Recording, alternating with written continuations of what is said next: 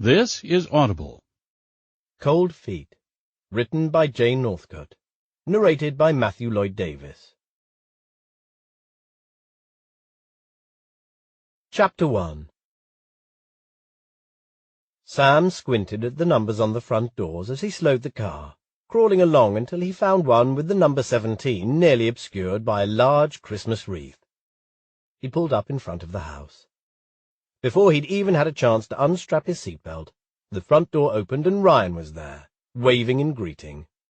Sam got out of the car and approached him. He grinned, heart skipping a beat as Ryan grinned back.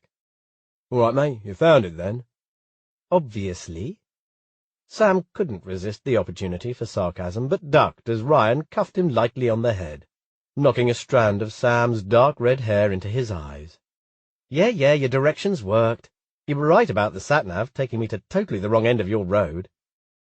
Ryan pulled Sam into a hug, and Sam lost himself for a moment, breathing him in until Ryan released him. If Sam's cheeks were flushed afterwards, he hoped Ryan would put it down to the cold. "It's good to see you," Ryan said. "You too." Sam tucked his hair behind his ear and smiled again as he met Ryan's brown eyes. It had only been a week or so since they'd packed up and left uni to go home for the holidays, but Sam had missed Ryan like crazy. He was used to being around him all the time, and having a break from that only served to reinforce how totally gone for Ryan he was. He suppressed a sigh. He was the ultimate gay cliché, secretly and hopelessly in love with his straight best friend. Sam pushed those thoughts down and locked them back in the dark, secret box in his mind where they belonged. After 2 and a bit years, he was getting pretty good at it. He kept hoping he'd eventually meet someone who'd take his mind off Ryan, but despite his best attempts, it hadn't happened yet. "So, you ready to go?" Sam jingled the keys of his mum's car. He'd borrowed it for the couple of nights they'd be away. "Yeah, just let me get my bag." Ryan's mum came out to see him off.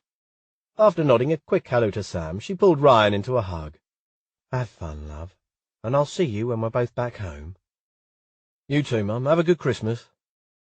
As Sam pulled away from the curb, Ryan twisted around to wave at his mum until they turned the corner out of his road. "You're not at your mum's for Christmas, then?" Sam asked. "Nah." Ryan settled back into his seat. "She's going away with Barry to Morocco for a bit of winter sun. I'm going to stay with my dad and Nicola." Ryan didn't sound too excited at the prospect. "Won't your sister be there too?" "Not this year. She's going up to Manchester to stay with her boyfriend and his parents." "Oh." Sam wasn't sure what else to say. Family Christmases were always a bit weird when you were used to living away from home and having your independence, but at least all his family lived under the same roof, and he had his younger siblings to have a laugh with. "Yeah." There was a long silence. "This couple of days should be fun, though," Sam finally said. "It will be cool to have some time to chill out before we go back to deal with the family again." "Yeah." Ryan sounded more cheerful at the prospect. "Yeah, it'll be great. So where exactly is this place we're going to? I never got around to looking it up on a map." "Fuck knows. It's in the middle of bloody nowhere. The sat-nav should get us to the village, but I'll need you to map read from there. John told me to head for the pub, and I've printed off a map and his instructions for the last bit. It's in the glove compartment." Ryan got out the map, then opened the road atlas. "What's the name of the village again?" "Something Welsh and unpronounceable with not nearly enough vowels in it," Sam replied. "It's written down." "Found it." Ryan chuckled. "Yeah, I see what you mean about the vowels." "We should be there in about an hour and a half. It's not that far." "What time are John and Trina supposed to be getting there?" "Dunno. Mid-afternoon, I think," Sam replied. "He texted me earlier, and he reckoned they'd be there by the time we arrived. They were going to the supermarket on the way to stock up on booze and food." "Awesome." "Okay." Ryan frowned at the map. "Turn left here. This is the one I missed before. It's so tiny. I thought it was a track, not an actual road." Sam turned carefully onto the insanely narrow road that led steeply up from the one they'd taken out of the village.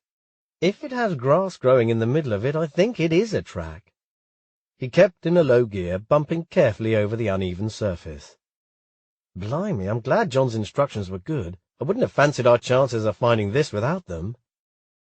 Just a little further. Round this next bend and we should be there. The road levelled off a little as they turned the corner. Is that the right name?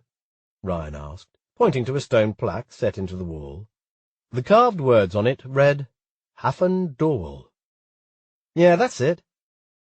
There was no driveway, but the road widened in front of the cottage, allowing enough space for Sam to park. John and Trina aren't here yet, then?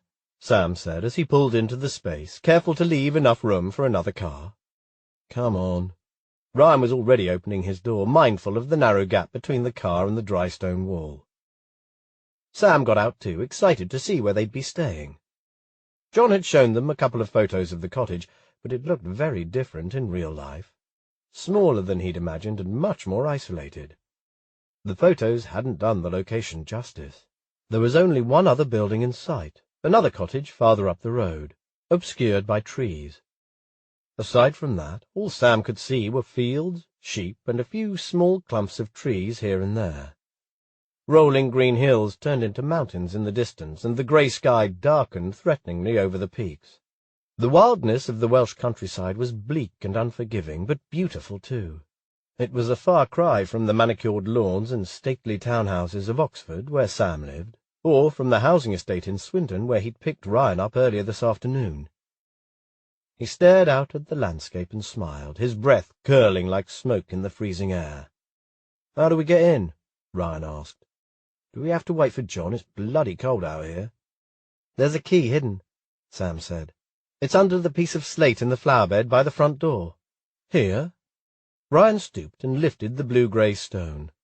"Yep, got it." He put the key in the lock and jiggled it a bit, finally managing to get it to turn. They went inside and looked around.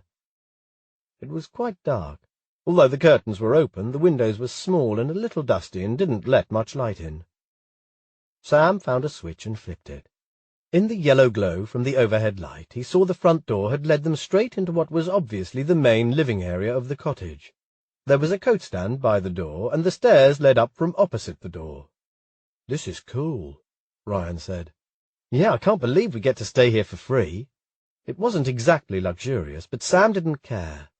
The two-seater sofa was old and threadbare in places, and the small armchair that was also crammed into the small space had seen better days too. The flagstone floor was polished with age where it wasn't covered by an ancient-looking rug.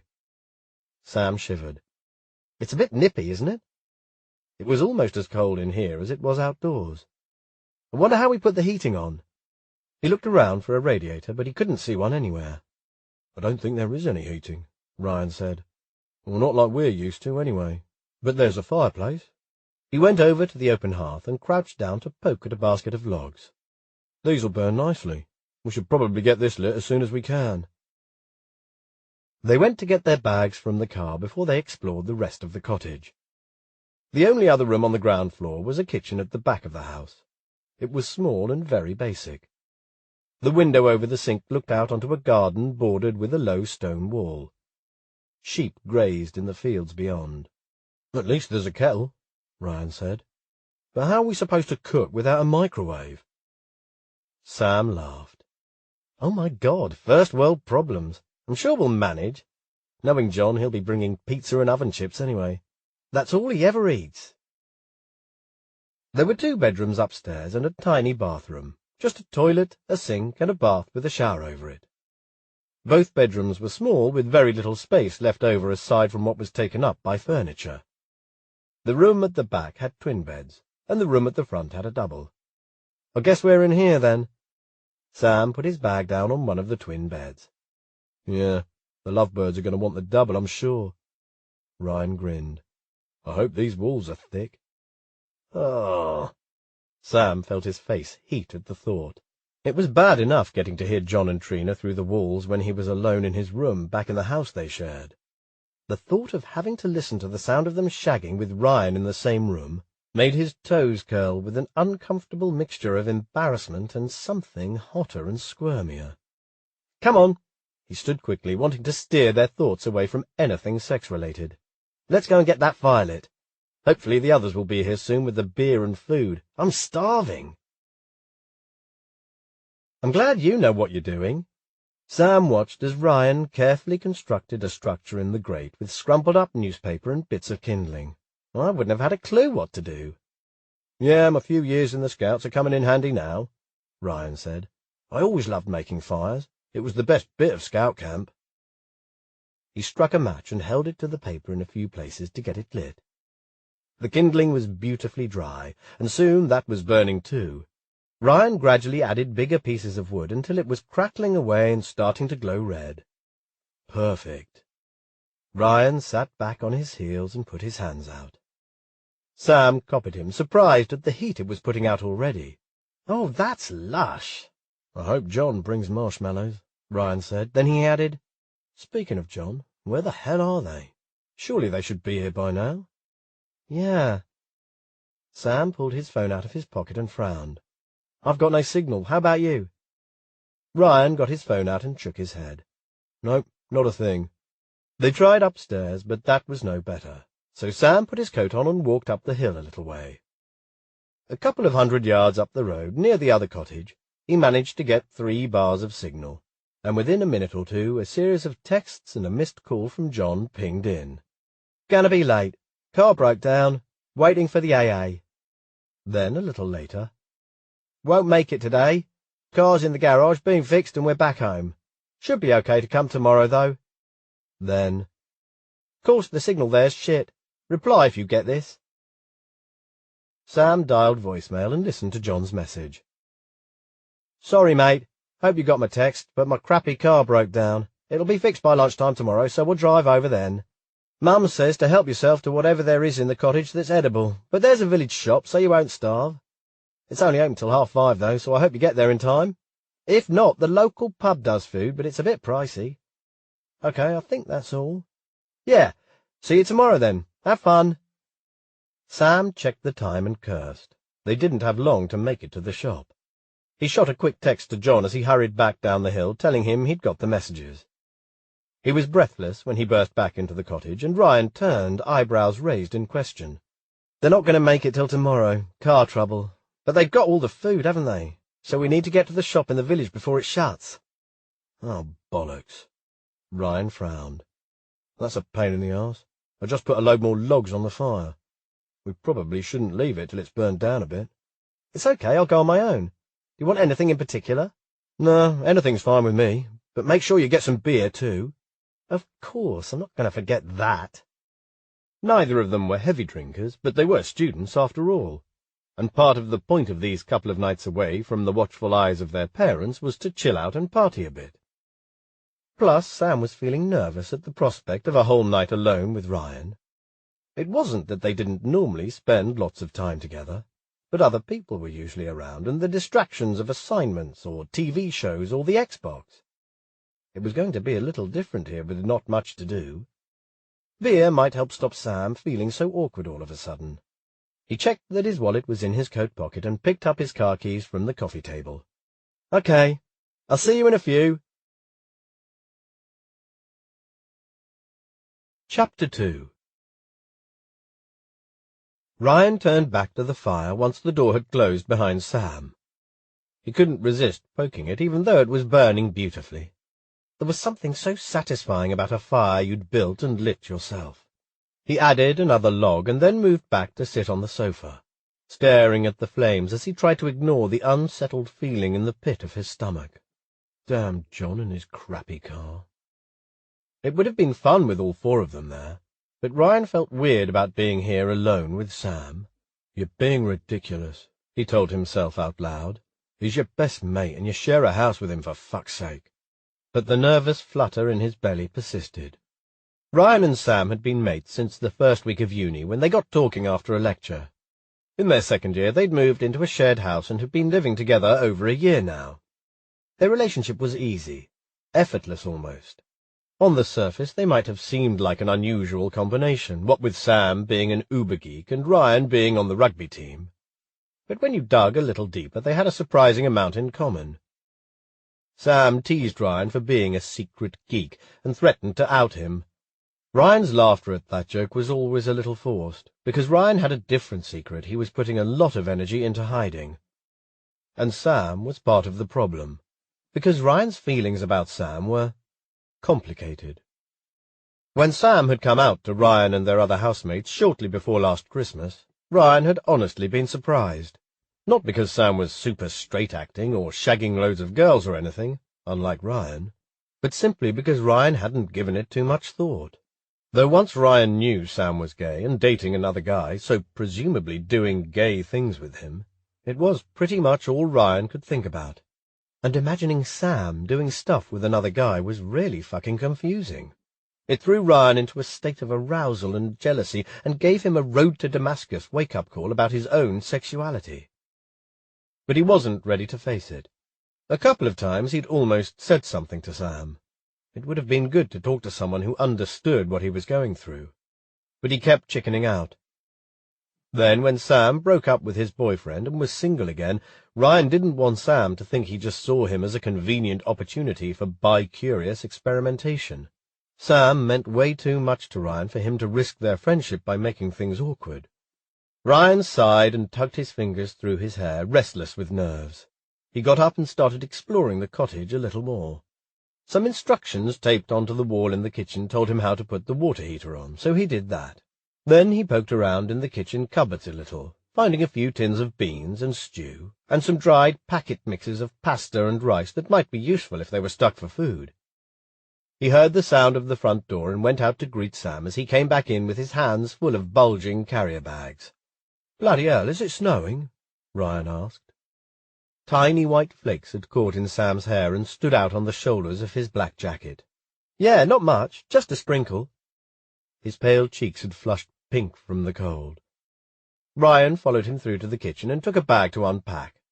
Bread, margarine, some cheese, a dozen eggs, a couple of tins of baked beans, and a box of cornflakes. "It was pretty basic, I'm afraid," Sam said apologetically. "Maybe I should have driven further and found a better supermarket." "This is fine, we're not going to starve." Sam had unpacked the all-important beer and some assorted snacks.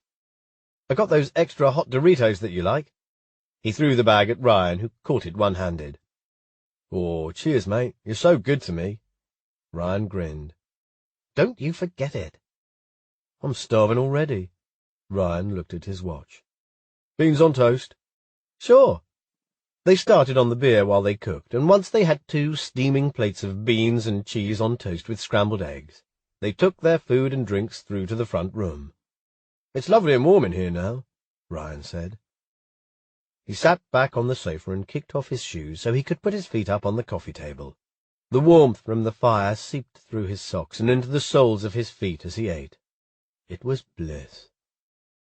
After dinner and their second beer each, they were feeling far too lazy to wash up, but Sam cleared their plates away when he went to get a third round of drinks.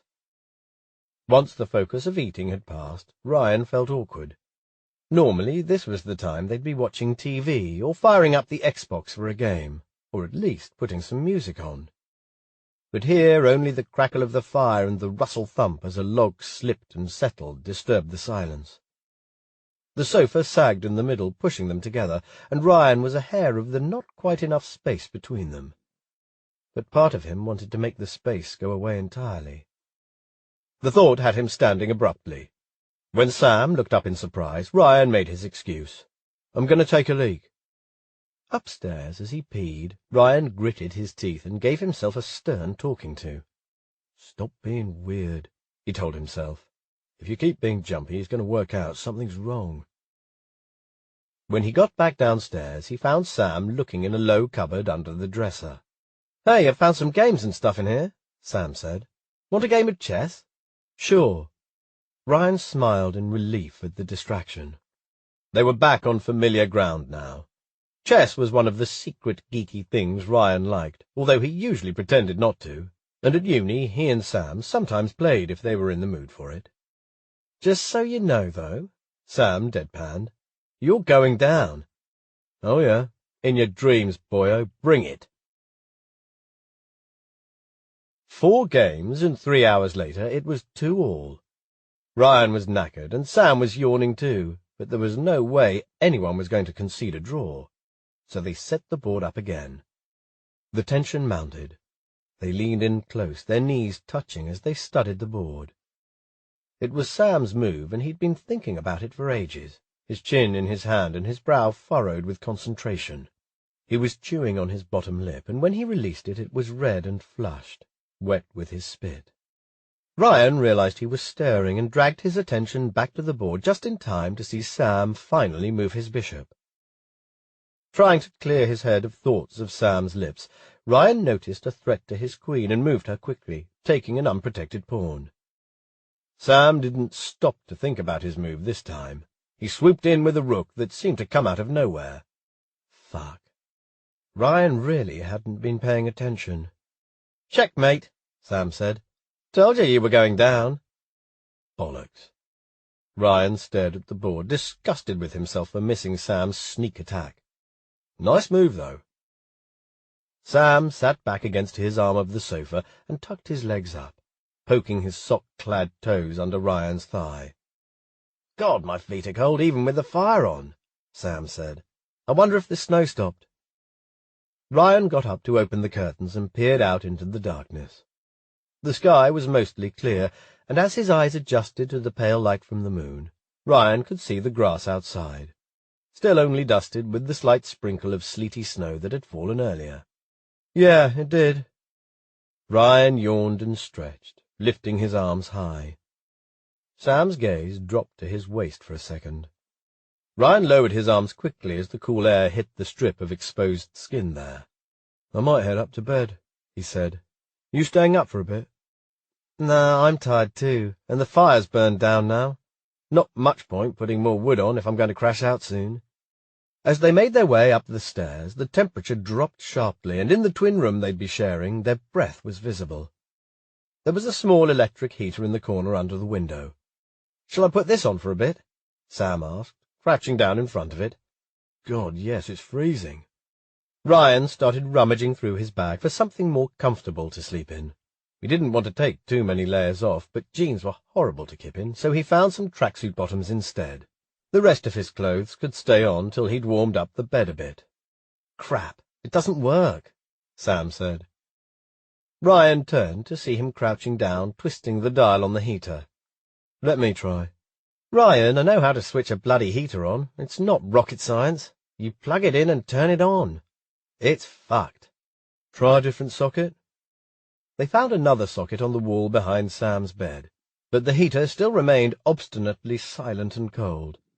"There might be one in the other bedroom too," Sam said. "I'll go and look." But he came back empty-handed. "I can't find one." "We'll just have to use loads of blankets then," Ryan said. "I found some in the wardrobe earlier."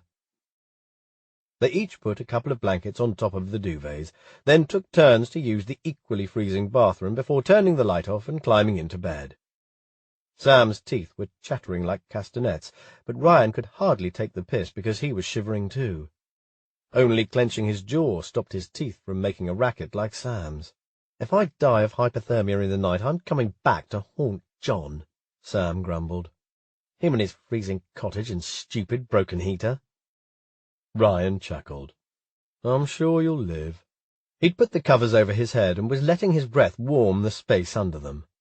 From the muffled sound of Sam's voice, he was probably doing the same. "I wish I'd eaten more. A big dinner might have helped." Yeah. Ryan was starting to feel sleepy now.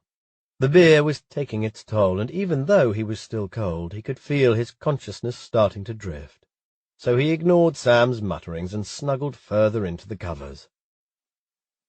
He must have dozed off for a while, but was woken, he had no idea how much later, by an unearthly screeching from outside.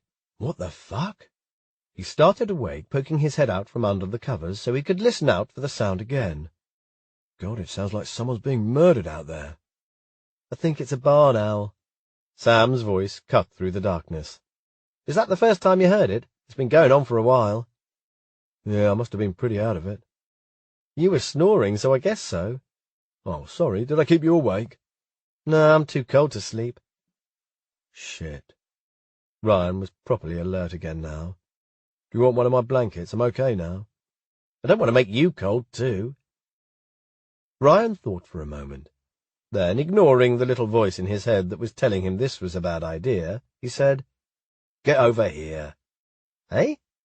"Come in with me. It'll be warmer than sleeping alone." "Really?" But Ryan could already hear Sam's bed creaking as he moved. He clearly wasn't going to take much persuading. "Course." Ryan shuffled over to make space as Sam lifted the covers and climbed in beside him. "You sure this is okay? Or we could go and get in the double instead." "No," Ryan replied. "It will take forever to warm up another bed. This is fine." "Ouch!" Sam's knees had jabbed Ryan in the thigh. "But keep your bony knees to yourself." "Sorry." Sam turned onto his side, facing away from Ryan. They were silent for a while, but Ryan could feel Sam was still shivering. "You need to eat more pies." Ryan rolled onto his side and curved his body around Sam's slight frame. "If you had more meat on you, you wouldn't get so cold." Sam tensed for a moment, then relaxed back against him. "You know I eat loads. I'm naturally skinny. We can't all be burly rugby boys, you know." But his voice was soft, and Ryan could hear the smile in it. Yeah. Now shut up and let me get back to sleep." Ryan pulled the covers up around their ears and snuggled in closer to Sam, putting his arm around him, just because it was more comfortable that way. His nose pressed into the hair at the nape of Sam's neck, and he smelled good, of wood smoke and a hint of minty shampoo, but mostly of warm skin. He felt disconcertingly good in Ryan's arms, lean and bony, and definitely masculine, in a way that set an uneasy spark of something smouldering in Ryan's belly. Pushing those thoughts firmly away, Ryan closed his mind, concentrated on his breathing, and waited for sleep to come again. Chapter 3. When Sam woke, the first thing he was aware of was a warm body wrapped around him and hot breath on his neck. Ryan. The memories of the night before came flooding back, filling Sam's belly with warmth to match Ryan's body at his back. Sam couldn't believe it when Ryan had suggested sharing a bed. He hadn't been angling for it at all, but it made perfect sense. Once he had Ryan pressed up against him, Sam was warm within minutes, lit up from the inside as well as out by the way Ryan had cuddled up to him. Sam's cheeks warmed at the memory, because Ryan holding him like that had made Sam get hard, and he felt guilty for his body's reaction. Ryan was just being a mate, but Sam hadn't been able to stop his response to the contact. Ryan would probably be totally creeped out if he knew he'd given Sam a stiffy. Sam sighed, not ready to move out of Ryan's embrace yet. Lying here in Ryan's arms felt so good, and it might be the only time he got to have this, so he should enjoy it while it lasted. Sam was hard again now, but morning wood didn't count. He could pretend it was purely physiology and nothing to do with Ryan's slow exhales tickling the hairs at the nape of his neck and the firm weight of Ryan's hand on his hip. He lay for a while, dozing a little and enjoying the contact as grey light gradually began to filter through the curtains from outside. But then Ryan stirred and stretched a little, and he arched into Sam, bringing them into closer contact. Sam felt the unmistakable press of Ryan's morning erection against his arse. Sam's cock filled even more in an almost immediate response. Sam's heart pounded in his ears, and his cheeks burned hot. He froze, expecting Ryan to pull away in embarrassment, but Ryan muttered something, obviously still asleep, and his hand tightened on Sam's hip, pulling him back against that hardness. Sam's conscience won out over his libido, because things would be 7 shades of awkward if Ryan woke up and realized he was humping Sam in his sleep. So, congratulating himself on his epic selflessness, he broke free from Ryan's grip and jumped out of bed as though his arse was on fire. What's up?" Ryan stirred again, rolling onto his back and opening his eyes to squint at Sam. "Nothing. I just need a piss." Sam tugged his T-shirt down to cover his traitorous cock, which was straining towards Ryan like a dowsing rod, and turned away quickly. "Back in a few." In the bathroom, the freezing air calmed his ardour pretty fast. He relieved himself, shivering as he did, wishing he'd stopped to grab his hoodie on the way out of the room. Sam glanced up at the frosted glass window over the toilet. He couldn't see clearly through it, but the world seemed oddly bright outside for this early in the morning. When he was done, he went back to the bedroom and opened the curtain to look out, despite Ryan's protests of, "Oh, Sam, my eyes!" Holy shit! Sam stared at the scene outside in disbelief. The previously green fields behind the house were covered in a thick white blanket of snow. What? Ryan was moving now. He pressed up behind Sam, peering over his shoulder to see through the gap in the curtains. Bloody hell, that's a lot of snow. How deep do you think it is? Hard to tell, a few inches at least. Let's go and look out the front. They went downstairs and opened the front curtains, letting in the strange, unearthly light reflected off the pristine snow. From the amount of snow on the roof of the car, they could see it was even deeper than they'd thought. Was this forecast? Sam asked. How would I know? Ryan replied. I didn't think to look, but I don't think it could have been. Surely we'd have heard if there was meant to be this much snow. You'd have thought so. Then a thought occurred to Sam. John and Trina won't stand a chance of driving here today now. Even if this snow's pretty localized, the roads around here will be bad. I doubt they sort them out here in the sticks. We'd better try and warn him. I'll text or call in a little while. Yeah, looks like it's just you and me for another night then. Ryan's tone didn't give much away, and when Sam chanced to glance around at him, Ryan turned and went over to the fireplace. Let's get this lit, Ryan said. Try and warm the place up a bit, downstairs at least. Sam left the window and sat on the sofa, watching Ryan as he built the fire and coaxed it into life again. The orange glow of the flames flickered on Ryan's face, and his brow creased with concentration as he added more kindling until it caught properly. Sam wanted to smooth those creases away with his fingertips. Sam pulled his knees up to his chest and hugged them, waiting eagerly for the warmth of the fire to reach him. He felt a little guilty about being excited at the prospect of another day and night alone with Ryan. He knew he should be disappointed that John and Trina wouldn't be coming now, but he wasn't ready to give up the new intimacy this place was inspiring between them.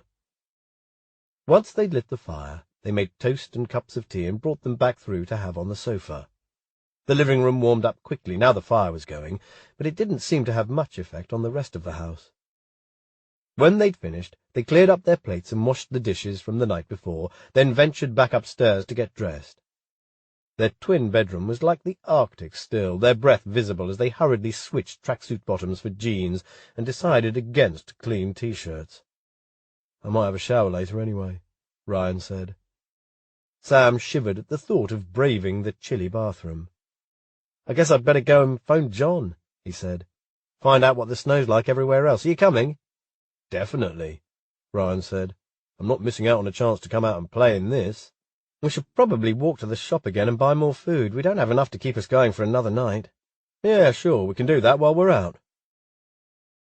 They decided to walk up the hill first to be sure of getting a phone signal. Just a little further, and then it kicked in yesterday. Sam checked his phone again.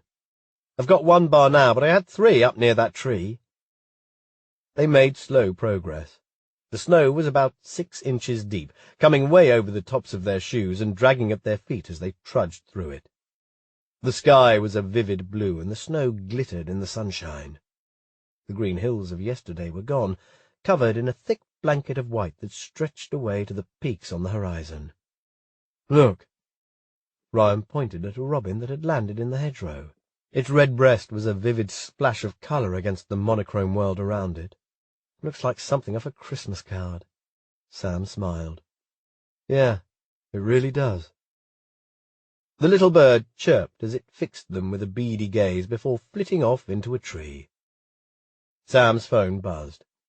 Oh, here we go. He looked at the screen. A text from John, and some from my mum, too. He read as they carried on walking. Yeah, John says they aren't going to make it. The snow's totally fucking mental. That's a quote. He wanted to try and get through, but his mum's put her foot down and confiscated his car keys. Ryan chuckled. Probably for the best, though. Look at it. He trod deliberately in a snowdrift at the edge of the lane, and it came up over his knee. My mum's freaking out. Sam frowned as he read the messages on his phone. Apparently there's more snow forecast for later today. She's worried about us travelling back tomorrow. Looking at the sun and the blue sky, Sam had been assuming it might melt enough for them to make it back to the main road. But he suddenly realized he'd been a little naive. The air was freezing, making his lungs ache and nose numb. There was no way this snow would melt much in these temperatures. It was several miles back to the sort of roads that might actually get ploughed and gritted, and if there was more snow coming, he didn't fancy their chances of getting that far. Tomorrow was Christmas Eve. If they couldn't drive back, then that was it. They'd be in the cottage for Christmas. Shit. The smile on Ryan's face faded. Yeah, I hadn't thought about that. So we might be stuck here for a few days. Yeah. Sam thought about roast turkey and all the trimmings, the tree, the lumpy, rustly stocking that still landed on the bottom of his bed at midnight every year, chucked there by his dad even if he was still awake. And his stomach sank in disappointment. He might not have been feeling madly excited at the prospect of Christmas with his family, but now, knowing he was going to miss out on it, it was somehow infinitely more appealing. That's crap. Cheers, mate, I love you too. Sam looked up from his phone to see Ryan's sarcastic face, but there was a flash of hurt there as well. You know that's not what I meant, you daft twat. It's just, Christmas dinner and decorations and presents and stuff. Won't you miss all that too? Ryan shrugged.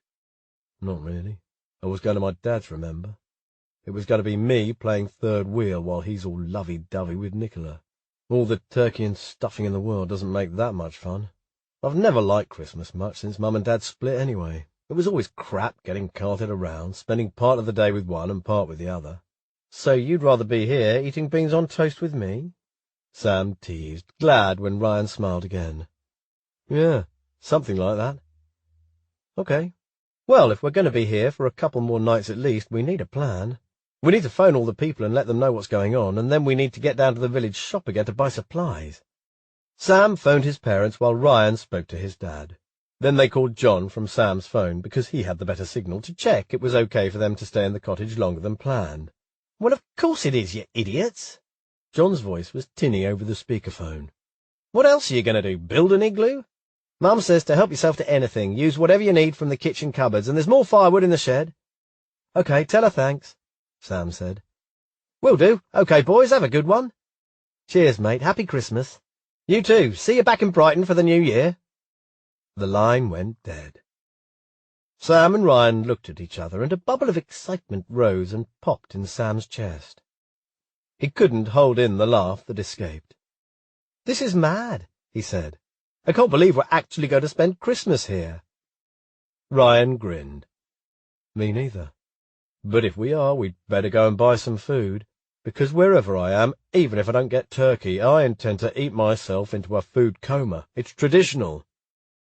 To the shop, then? Let's go. The bell over the door tinkled as they stepped into the warmth of the village shop. Good morning.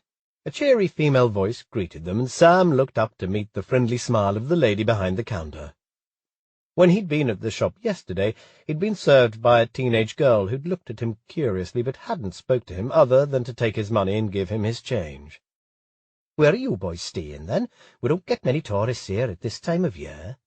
Hello, Ryan replied before Sam could. We're staying at Haffan Dorwall. He pronounced it awkwardly, struggling with the unfamiliar syllables. Ah, she nodded. Yes, I know it. Nice to see the place being used. She studied them, and Sam could see she was dying for more details, so he indulged her. Our mate's parents own the cottage. He was supposed to be here too, but we came a day early, and now he can't get here because of the snow. Oh, yes, she nodded and frowned. It's bad, isn't it?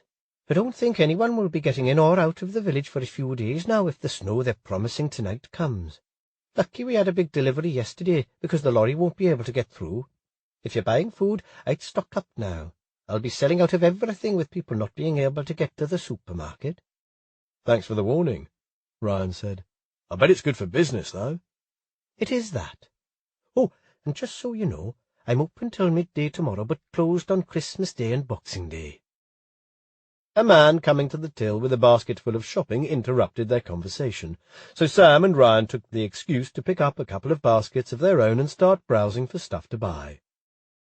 They ended up with a bizarre assortment of food, but Sam was at least satisfied they wouldn't be going hungry for the next few days. They had so much to carry, there was no way they were going to be able to manage beer as well, so they picked up a few bottles of cheap wine instead. As they were about to pay, Sam got distracted by a stand of Christmas decorations. "What have you found?" Ryan came to look too. Sam picked up a box of fairy lights and a few pieces of red and gold tinsel. "Sorry, but I refuse to do Christmas without any decorations at all. I'll pay for them, though." He set his jaw and glared, expecting Ryan to tease. Ryan looked at him for a moment, and then his lips curved in a small smile, as though he couldn't quite help himself. "Nah, it's fine. Stick them in with everything else and we'll split it." "Thanks." Sam grinned. The lady behind the counter chattered away as she rang up and bagged their stuff for them. "This should keep your boys going, then. You here for Christmas?" "Well, we are now," Ryan answered. "We weren't planning on it, though." "Oh, that's a shame. I bet your mums will be missing their boys." Ryan grunted non-committally, and Sam swooped in to rescue him from the awkward moment, changing the subject by asking her about her own plans for Christmas.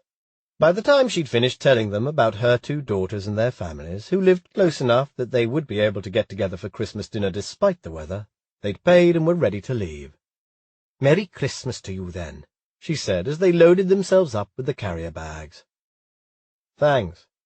Merry Christmas," they replied. Chapter 4.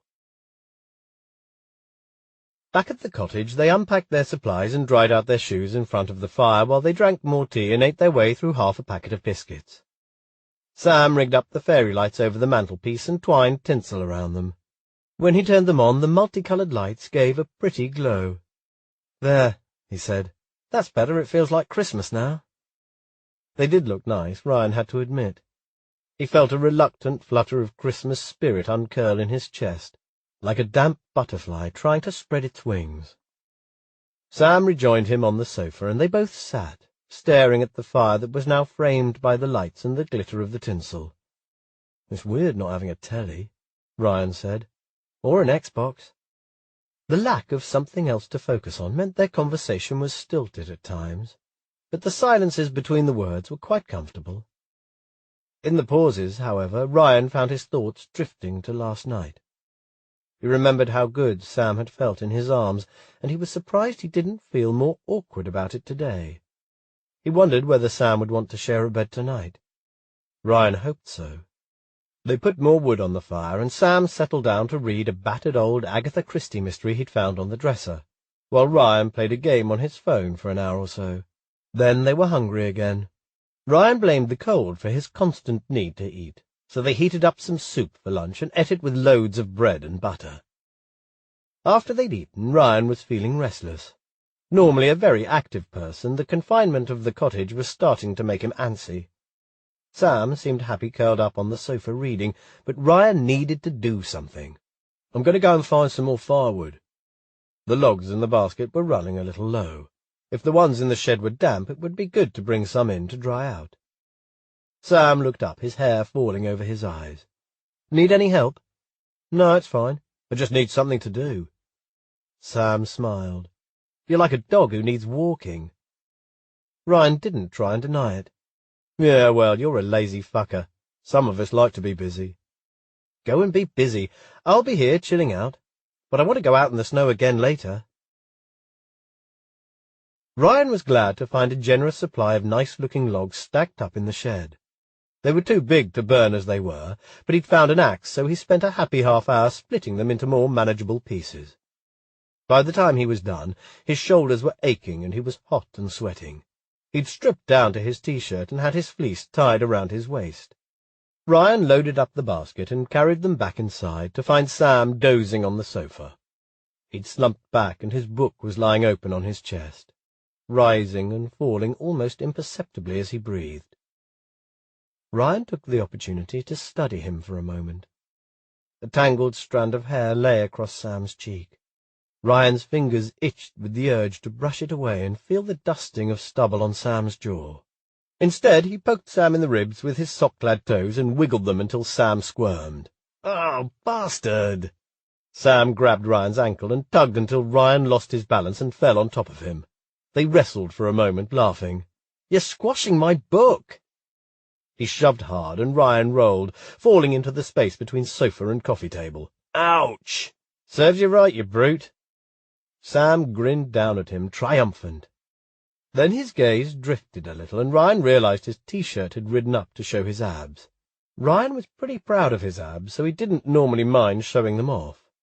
But the way Sam's eyes darkened as he stared at them made Ryan feel uncomfortably hot.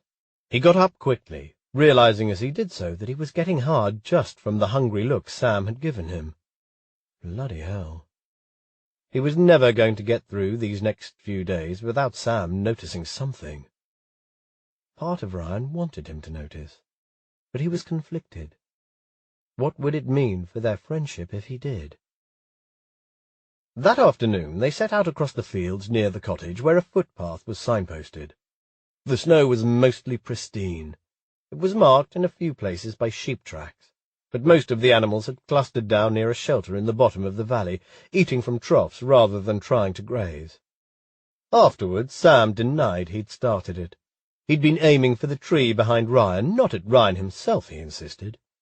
But whatever its intended target, Sam's snowball hit Ryan perfectly on the back of his neck, exploding on impact and sending powdery snow down the gap between beanie and jacket. After that, mayhem ensued, snowballs flying as they ran and ducked, laughing and trash-talking each other. They were in a small copse with a few trees and bushes for cover, but as soon as one of them ventured out in search of a new patch of snow to make missiles with, the other would take the opportunity to release a fresh barrage of snowballs. Finally, frustrated by Sam's surprisingly good aim, Ryan reverted to his rugby skills and tackled Sam, knocking him full length into the snow with an oomph. Of course, Ryan went down too, but by then he was too wet and cold to care. They were on a slope, and the impact caused them to roll together over and over until Ryan wondered if they were going to turn into a giant snowball like characters in a cartoon. But they finally came to rest, panting and laughing as the slope levelled out. Sam ended up pinned beneath Ryan, laughing out loud. He'd lost his hat at some point in their tumble, and his hair was in his eyes. Snow crystals had caught in it, glinting in the sunlight. His smile was wide and infectious, and Ryan laughed too, dazzled for a moment. Then Sam's gaze drifted over Ryan's shoulder and focused on something above them. "Is that mistletoe?" he asked. Ryan pushed himself up and offered a hand to Sam to help him back onto his feet. Then he tilted his head back to squint at the spherical tangle of leaves in the bare branches of the tree above them. "I think so." Ryan met Sam's eyes again, then realized he was still holding his hand. They each had gloves on, and Ryan wished they didn't. He wanted to feel Sam's skin. They stared at each other for a moment, and Sam licked his lips. They were pink, a little chapped from the cold, and Ryan's gaze locked onto them. His heart surged, and panicky heat flooded him. He dropped Sam's hand as though it had burnt him and stepped back quickly. He thought he saw a flash of disappointment on Sam's face. "My toes are going numb, and I've got half a ton of snow down the back of my shirt," Ryan said. "You ready to head back?" "Okay." They trudged back up the hill. Neither of them spoke till they were back at the cottage, both lost in their own thoughts. "Bloody hell, I'm freezing." Ryan shivered as he pulled off his snow-damp clothes. They'd built up the fire again as soon as they got back and were spreading their wet things out to dry, draped over the fireguard. They'd both stripped down to their boxers, the only items of clothing that weren't wet from snowballs and rolling around in the snow. Ryan couldn't help himself from admiring the lean grace of Sam's half-naked body. His skin was incredibly pale, and his nipples were dark pink, tiny and tight from the cold. Ryan caught a flash of reddish-brown armpit hair as Sam lifted his hand to push his damp hair out of his eyes.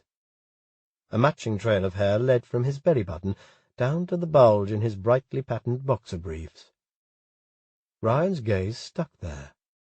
He couldn't help himself. "Like my jingle bells, do you?" Ryan snapped his attention back to Sam's amused expression. "Huh?"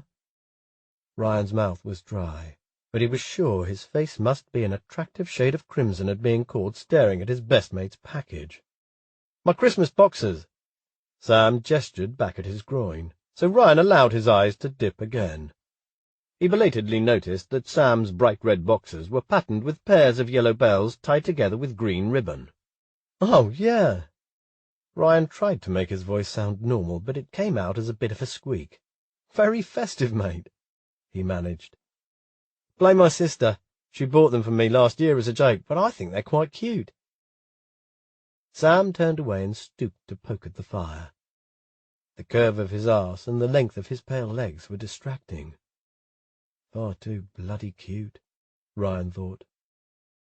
He forced himself to turn away and stop staring. "Okay, I'm going to have that shower." He probably needed to make it a cold one. "I'll come up and get some dry clothes to change into." Sam followed Ryan up the stairs, and all the way Ryan was wondering whether Sam was looking at his arse now the way he'd been looking at Sam's before. Sam was gay, so surely he must notice other blokes' arses as a matter of course, even if he wasn't into them, just like straight guys checked out girls' boobs all the time. But could Sam be into Ryan?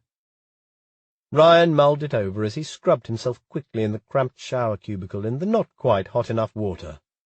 The way Sam had looked at him a few times in the last couple of days had Ryan wondering, and the weird, thrilling moment under the mistletoe earlier. For a few heady seconds he'd thought Sam might actually try and kiss him. But of course Sam thought Ryan was straight, so there was no way he'd ever make a move. If Ryan wanted anything to happen between them, and he was starting to think maybe he did, he was going to need to be the one to say something. Or do something. When Ryan got out of the shower, he found Sam in their bedroom, dressed again and putting on his socks. The fire downstairs had done nothing to warm the air in this room. Ryan shivered as a trickle of water ran down his neck. God, it's bloody Arctic in here. Sam raised his head. Ryan felt his cheeks heat as Sam's gaze snagged on his belly and torso before finally meeting Ryan's. There it was again. The heat in Sam's eyes he'd never noticed before. Would the other bedroom be any warmer? Sam went back to putting his socks on. It's over the living room rather than the kitchen. Ryan turned away and crouched to rummage in his case for clean underwear as he replied, "Yeah, I reckon it must be. The chimney goes up through that room, so it should get a little more heat from downstairs." He straightened up and tried, and failed not to feel self-conscious as he dropped his towel and stepped quickly into his underwear, wondering if Sam was looking at him again. "Maybe we should sleep in there tonight," Sam suggested, "if you don't mind sharing again." "Sure." Ryan carried on getting dressed, hiding his smile with the T-shirt he pulled over his head. "It makes sense." Sam sounded as though he thought Ryan needed convincing. "No point in us both being cold. It's like penguins, isn't it? Huddling, or whatever they call it." "Sam, I don't mind sharing. You don't snore or smell or anything. It's fine. It's a good idea." When he looked at Sam, Sam was adjusting the toe of his sock and avoiding Ryan's eyes. But his cheeks were pink, and a hint of a grin lurked at the corners of his lips. They ended up getting a bit tipsy on the cheap wine that evening. Full of dinner, stuff out of tins again, they holed up in the living room in front of the fire and worked their way through a bottle and a half of red wine while they played backgammon. The competition was less fierce tonight. After all, backgammon was more a game of luck than skill. But they ribbed each other as they played, taking great satisfaction in sending each other's pieces to the bar or blocking them as they tried to get back on the board. When they tired of the game, they sat at opposite ends of the sofa. But as it was only a tiny two-seater, their legs pressed up against each other, Sam's toes by Ryan's hips and vice versa. As they finished off the wine in their glasses, Ryan was pleasantly woozy. Warm contentment filled him as he looked around the little room. Dimly lit by one lamp in the corner, it was cosy.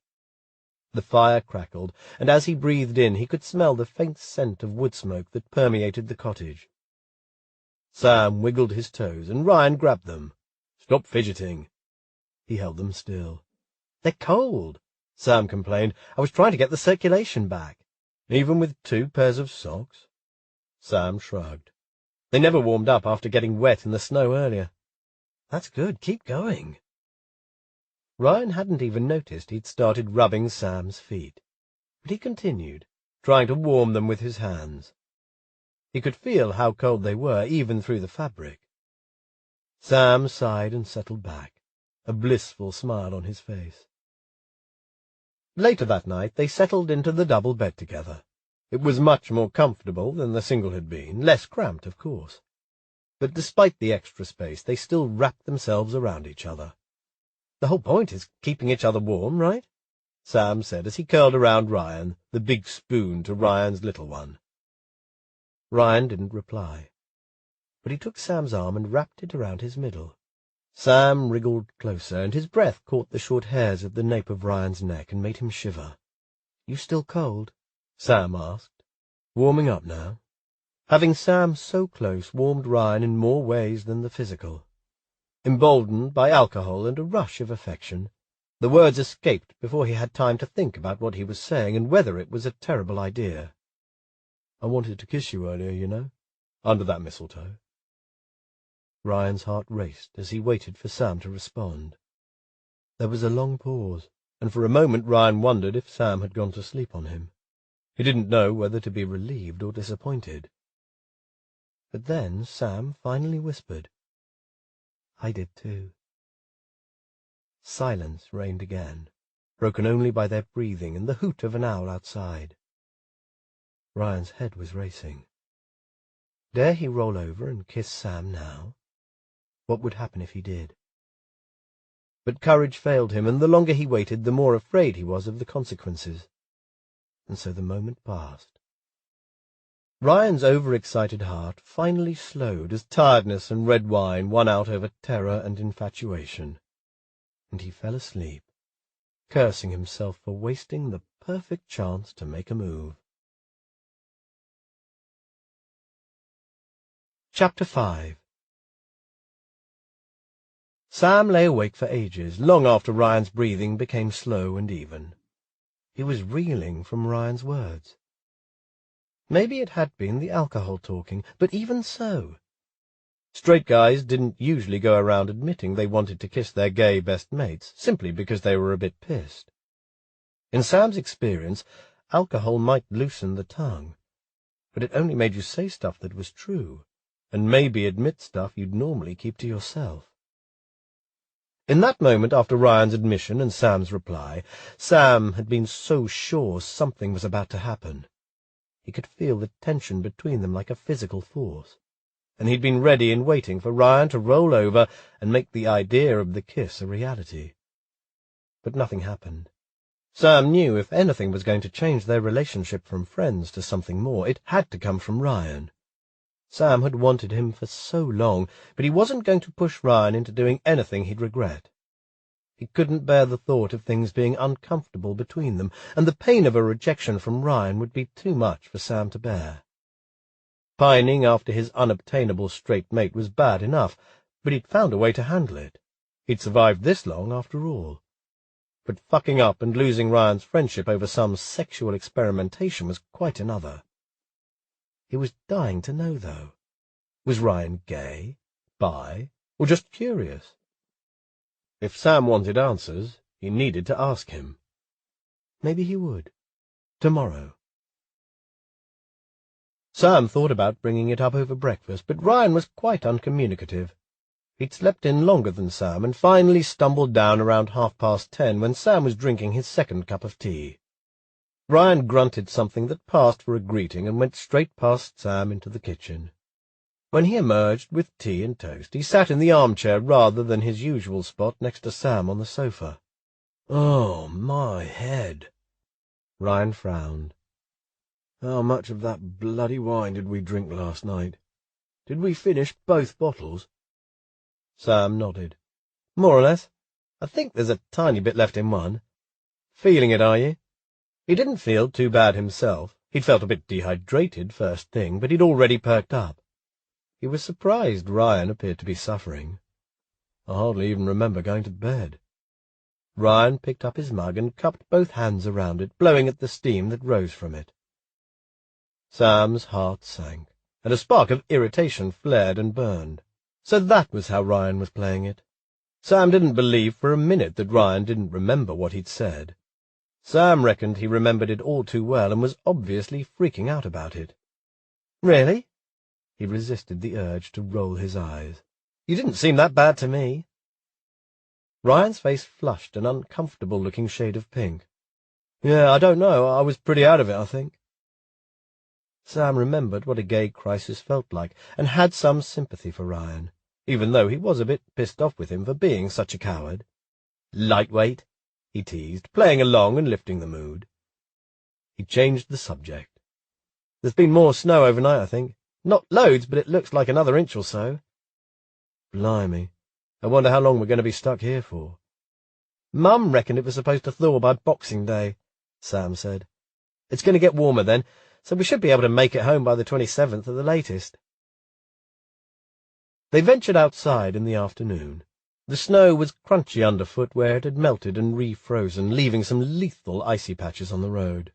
They got off the tarmac as soon as they could and took a path across the fields again. A different loop took them up to the crest of a hill before dipping back down into the valley where they'd been yesterday. A few sheep wandered on the slopes today, digging through the snow to get to the grass beneath. They raised their heads and watched warily as the boys passed them, shuffling away quickly if they got too close. "Their eyes are so weird," Sam said. "They give me the creeps." As they got down into the valley, Sam realized it was the same part of the field they'd rolled into yesterday from the opposite direction. He could still see the scars they'd left in the snow, despite the new layer that had fallen overnight. A bird chirping overhead made Sam look up, trying to spot it. But he was distracted when he caught sight of icicles hanging from the branches, shining like shards of crystal where the sun caught them. "Look!" Ryan tilted his head back to see and smiled. "Oh, wow, that's beautiful. Isn't it?" They both stared for a moment, entranced by the rare sight. Living in the south of England, they'd grown up with mostly greyish-green Christmases rather than white ones.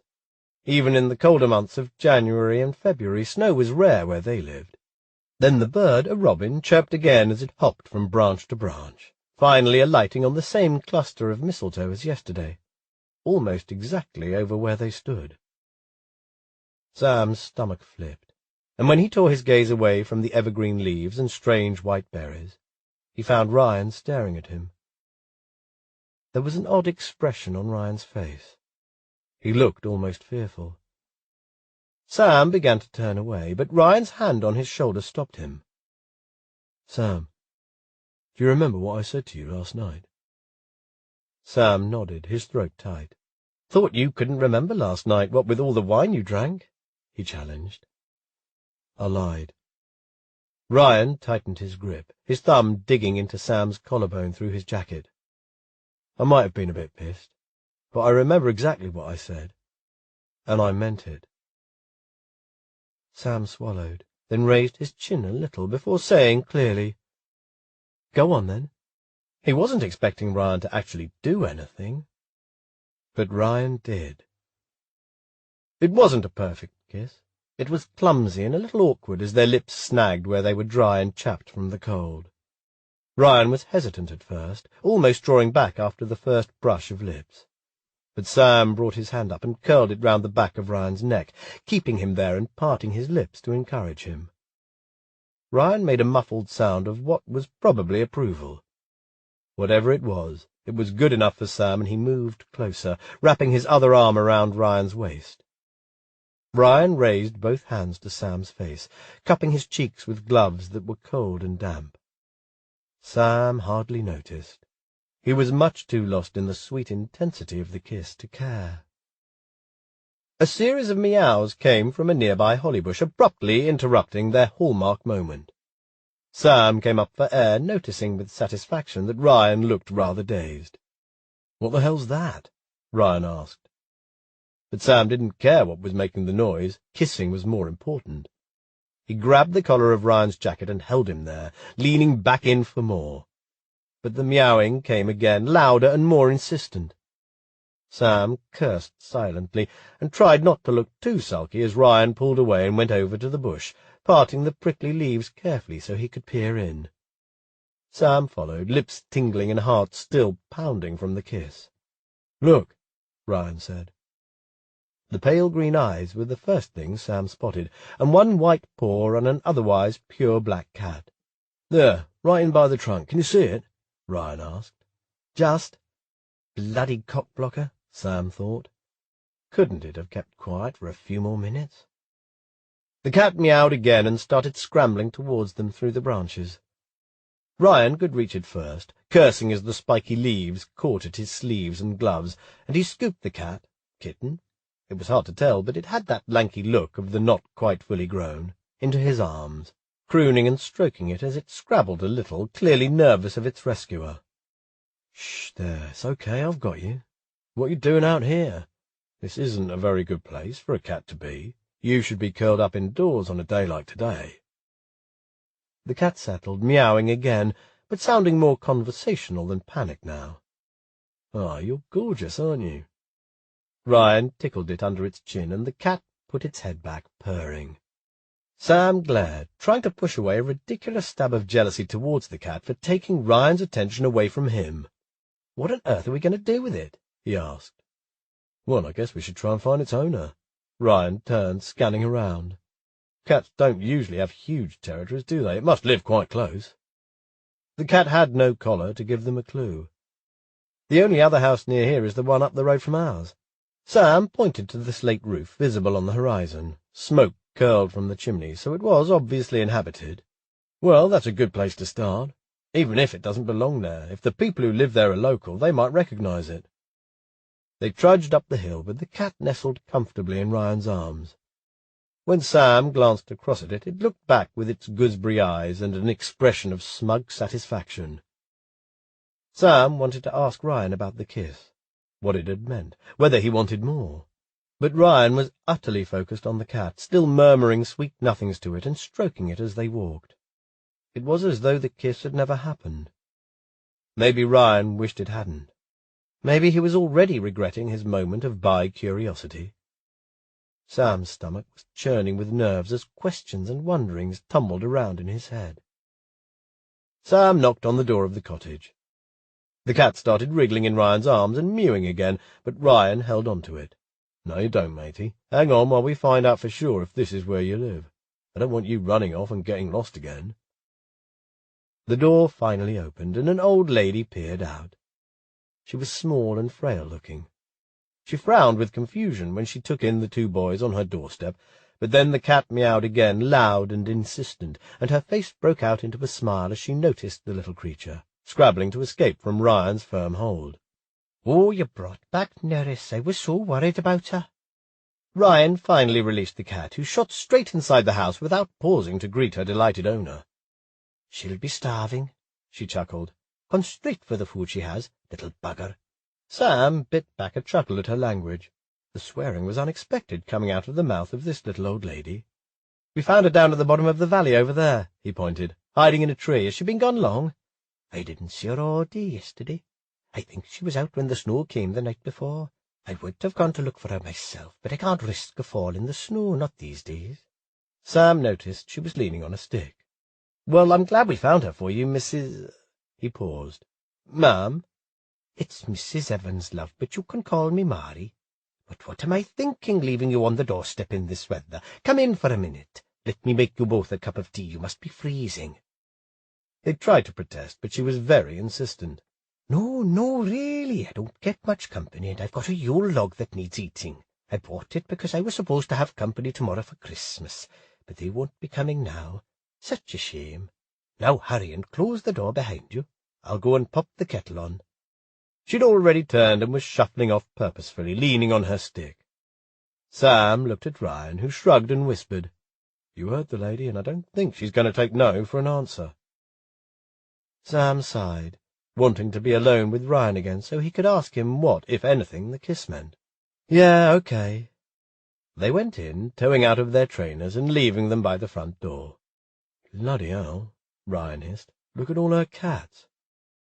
A glance around the living room revealed a fairy occupant on almost every available surface. Two shared space on the sofa, while another sat on a rocking chair. A tortoiseshell had an armchair to itself.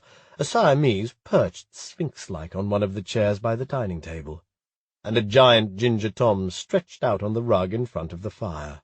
Following the sounds of an electric kettle and the clattering of crockery, Sam and Ryan went through to a little kitchen at the back, where they found Nerys eating ravenously from one of several bowls on the floor. Yet another cat, a black and white one, sat on the kitchen surface, eyeing them suspiciously as they entered. Mrs. Evans, Mari, was carefully cutting thick slabs of the delicious-looking Yule log onto a willow-pattern plate. Chocolate icing was oozing as she cut into the cake, and Sam's mouth watered at the sight. Meanwhile, the kettle came to the boil, filling the kitchen with steam. "Can we do anything to help?" Ryan offered. "Oh, thank you, love. Pour some water in the pot, will you?" Sam was feeling like a spare part while Ryan poured the water, so he approached the black and white cat on the kitchen surface and made a clicking noise, offering it his hand. The cat stood, sniffed it, and then rubbed its face against it, asking for a stroke. "Ah, she's a softy, that one," Mari said. "That's Neris' mum, Meg." She started assembling plates, cups, and saucers onto a tray, then addressed Ryan. "Put the teapot on there, and there's a jug of milk in the fridge that needs to come too. Can you manage to carry the tray? I've only got one hand free, what with this bloody stick." She picked up the plate of cake and led the way back into the living room. "Now take a seat. Don't mind about moving the cats, but if you're happy to have them on your laps, most of them love that."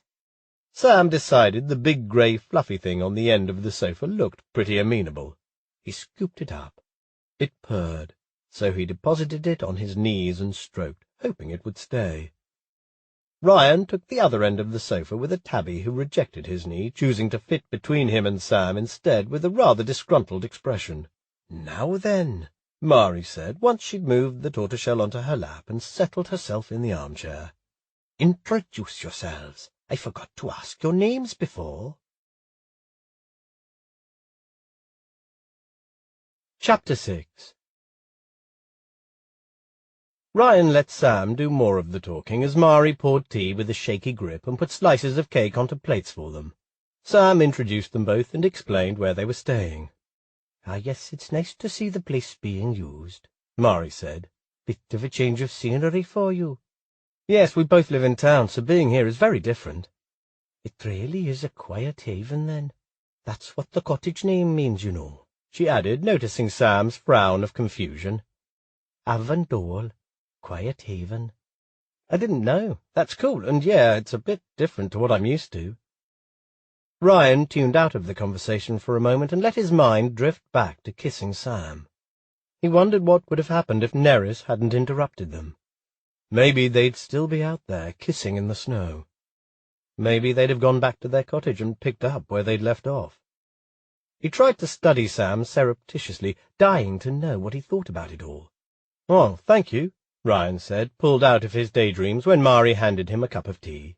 He balanced the saucer on the arm of the sofa and nearly spilled it as Neris leapt up onto his knee. "Ah, look at that. She knows you." Mari nodded approvingly. "Knows who her friends are." Ryan tried not to wince as he unhooked Neris's needle-like claws from his jeans, where she was kneading his thigh. She eventually circled his lap a few times and curled up over his crotch. Ryan hoped she'd keep her claws to herself from now on. "So how many cats have you got?" Sam asked. As he carried on a conversation with Mari about her 8 cats and their various names, relationships, and habits, Ryan's mind wandered right back to the kiss again. His heart had nearly burst out of his chest when he finally had Sam's lips against his. It had felt so perfectly right. He wondered where it could have ended, what words might have been exchanged. But Neris's sudden appearance had taken Ryan right out of the moment. He knew maybe he should have said something about the kiss afterwards, but he'd had no idea what he wanted to say, and the cat had been the perfect distraction and an excuse to pretend nothing had happened. Ryan watched Sam as he talked to Mari, admiring the mercurial expressions that flitted across his angular features, the swift movements of his hands as he used them to emphasize a point, the curve of his lips when he smiled. Something in Ryan's chest felt full and warm, and he had to fight to stop the answering smile that wanted to creep across his face as he looked at Sam. When he looked away from Sam to Mari, he caught Mari's gaze on him and flushed as he turned his attention back to the cat in his lap. "So our friends couldn't get through because of the snow," Sam was explaining. "Oh, I thought it was just the 2 of you," Mari said, "having a bit of time alone, romantic-like." Ryan glanced quickly at Sam. Ryan's cheeks were flaming at Mara's assumption, but Sam's lips twitched as he tried to hide his amusement. "No, there were supposed to be 4 of us," Sam explained, "but the others didn't make it before the snow came." "Ah, well, that's a shame." She studied Ryan in a way that was a little too knowing for Ryan's liking. "And now you're stuck here." The way she pronounced the word here made it sound like yer, Ryan noticed. "Yes," Ryan replied, pulling himself together and joining in with the conversation. It wasn't fair to leave all the small talk to Sam. "What are you going to have for your Christmas dinner?" Mari asked, concern etched on her features. "The closest we could manage to turkey was chicken nuggets from the village shop," Sam told her, "with oven chips instead of roast potatoes and frozen peas." "Oh, no, that will never do." Mari shook her head, a genuine frown on her face.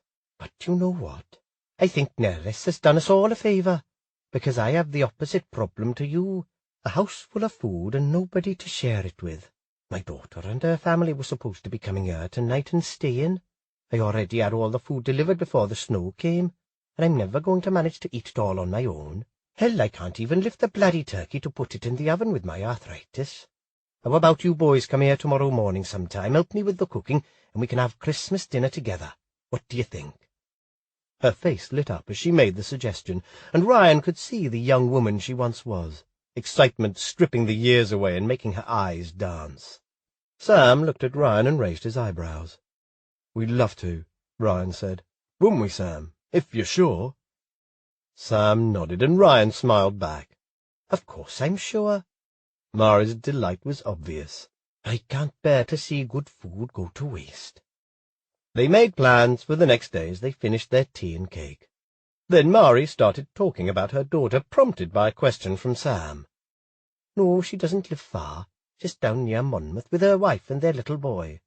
"Her wife?" Ryan said hesitantly, wondering whether he'd misheard. "Yes, dear, she's a lesbian. They got married a couple of months ago. It's legal now, you know. But they've been together for 10 years, so it's about bloody time. There's a photo of them on the mantelpiece there. Look, little David was a page boy, see?" Ryan looked to see a photo of 2 women. Their purple dresses were similar, but in different shades. They had their arms around each other and were beaming at the camera. In front of them stood a boy of about 6 or 7 in a dark blue suit.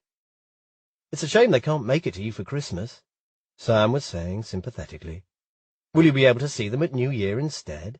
"They're visiting Belinda's family then, that's my daughter-in-law. But I'm sure I'll see them soon. They usually come up to visit me every few weeks. They've been good like that since my Bill died, keeping an eye on me, you know." When they'd finished their tea and cake, they carried everything back to the kitchen for Mari. Ryan offered to wash the plates, but she shooed him out of the kitchen. "No need, boy, I can manage them just fine. Having my hands in the hot water'll warm me up a bit." "Okay, well, thank you again, Mrs. Mari, I mean," Ryan said. "And we'll see you tomorrow." "Lovely." She addressed them both. "Come and help me get the bird in the oven around midday, if you would." They said their goodbyes and went back out into the cold. It was dark outside as they walked down the lane, and they had difficulty keeping their footing where there was ice under the snow. Ryan stumbled, and Sam grabbed his arm to steady him. "Thanks," Ryan said. Sam kept his hand on Ryan's arm, fingers gripping tight, while Ryan regained his balance. He carried on holding Ryan's arm afterwards. He relaxed his fingers a little, but didn't let go until they got back to the door of their cottage. They got the fire lit straight away, and decided to get some dinner on while they were waiting for the room to warm up a little.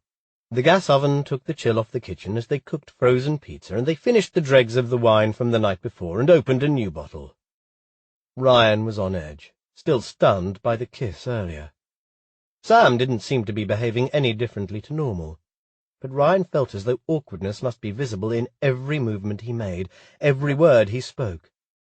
He was achingly, painfully aware of all the ways they were almost but not quite touching as they moved around the tiny kitchen together, preparing dinner and acting as though nothing had changed.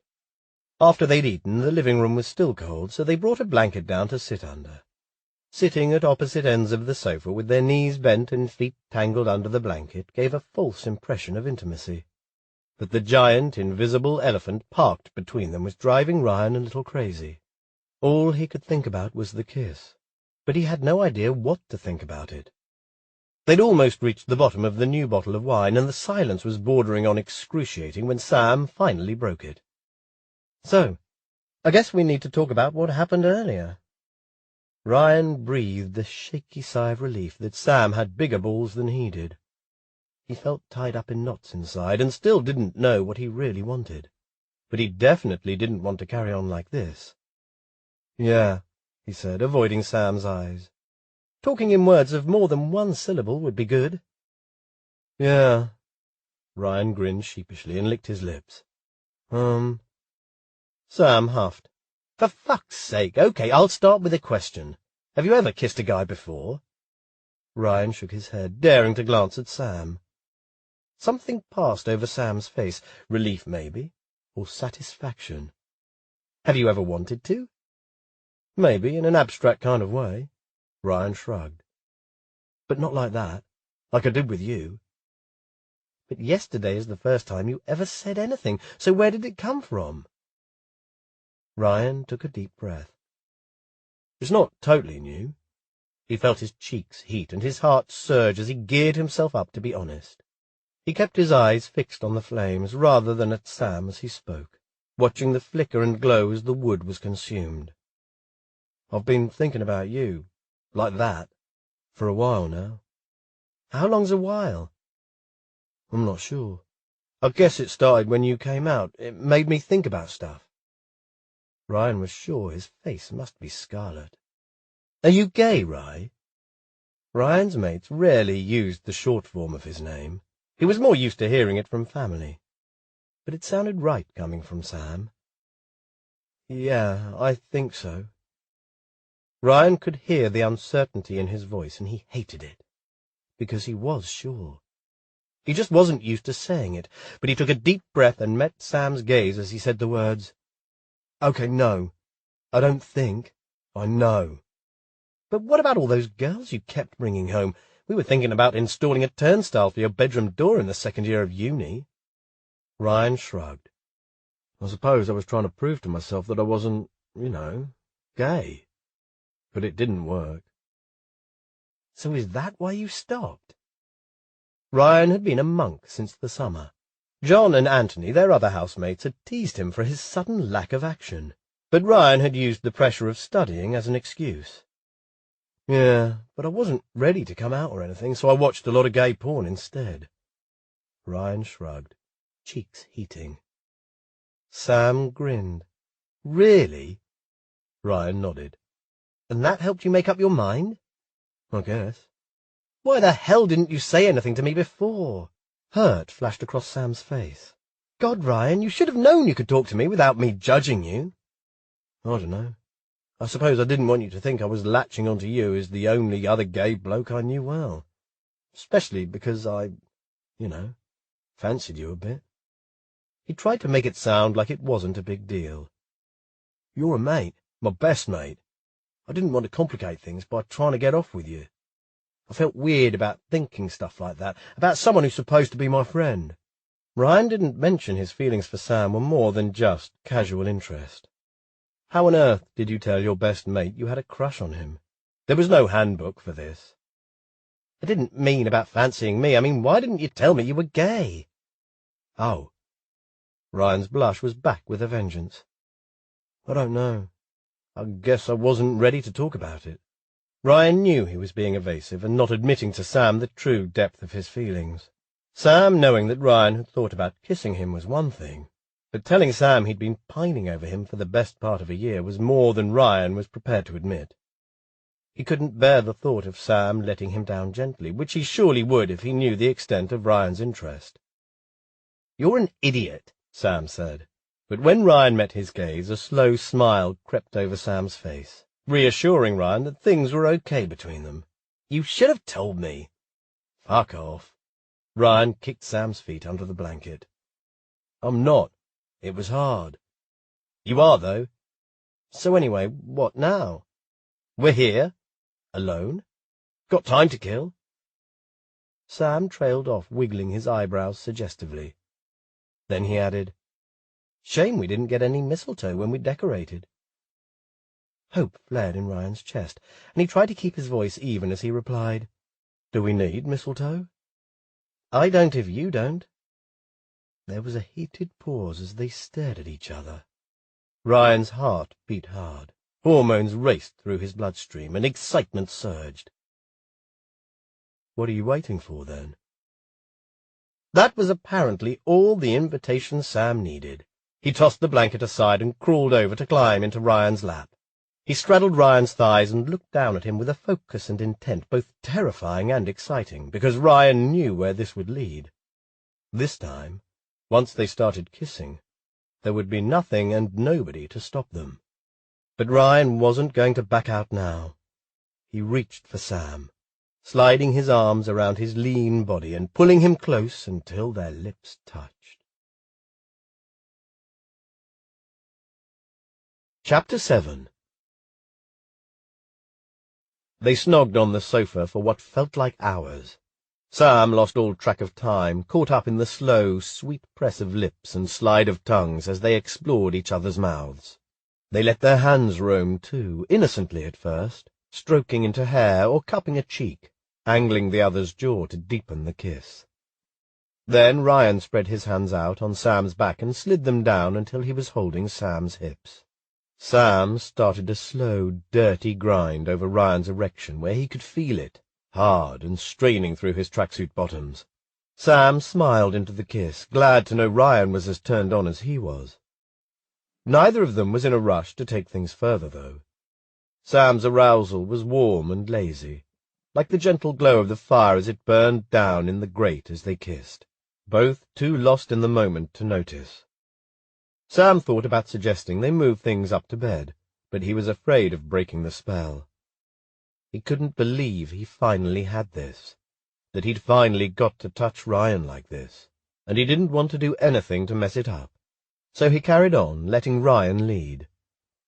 Ryan got bolder the longer it went on. He dragged his lips away from Sam's and kissed Sam's jaw and down his neck as far as he could reach. He found the sensitive spot near Sam's ear that made him chuckle and squirm, but when Ryan pulled away, apologizing, Sam grabbed his head and held him there. "Nah, it's good. I like it. Don't stop." Sam's cock was leaking now, sticky in his underwear. He wondered if Ryan was wet too, and his cock jumped at the thought. "Fuck," he gasped. "Yeah." Ryan's voice was muffled against Sam's neck, where he was still kissing it between the words. "God, I'm going to come in my pants if you keep grinding on me like that." "I'm not too far off either," Sam admitted. "Do you want to go up to bed?" Ryan asked. "We could, maybe." Sam pulled back to look at him. Ryan looked fucking gorgeous like this, flushed and desperate, and all because of Sam. "Make each other come?"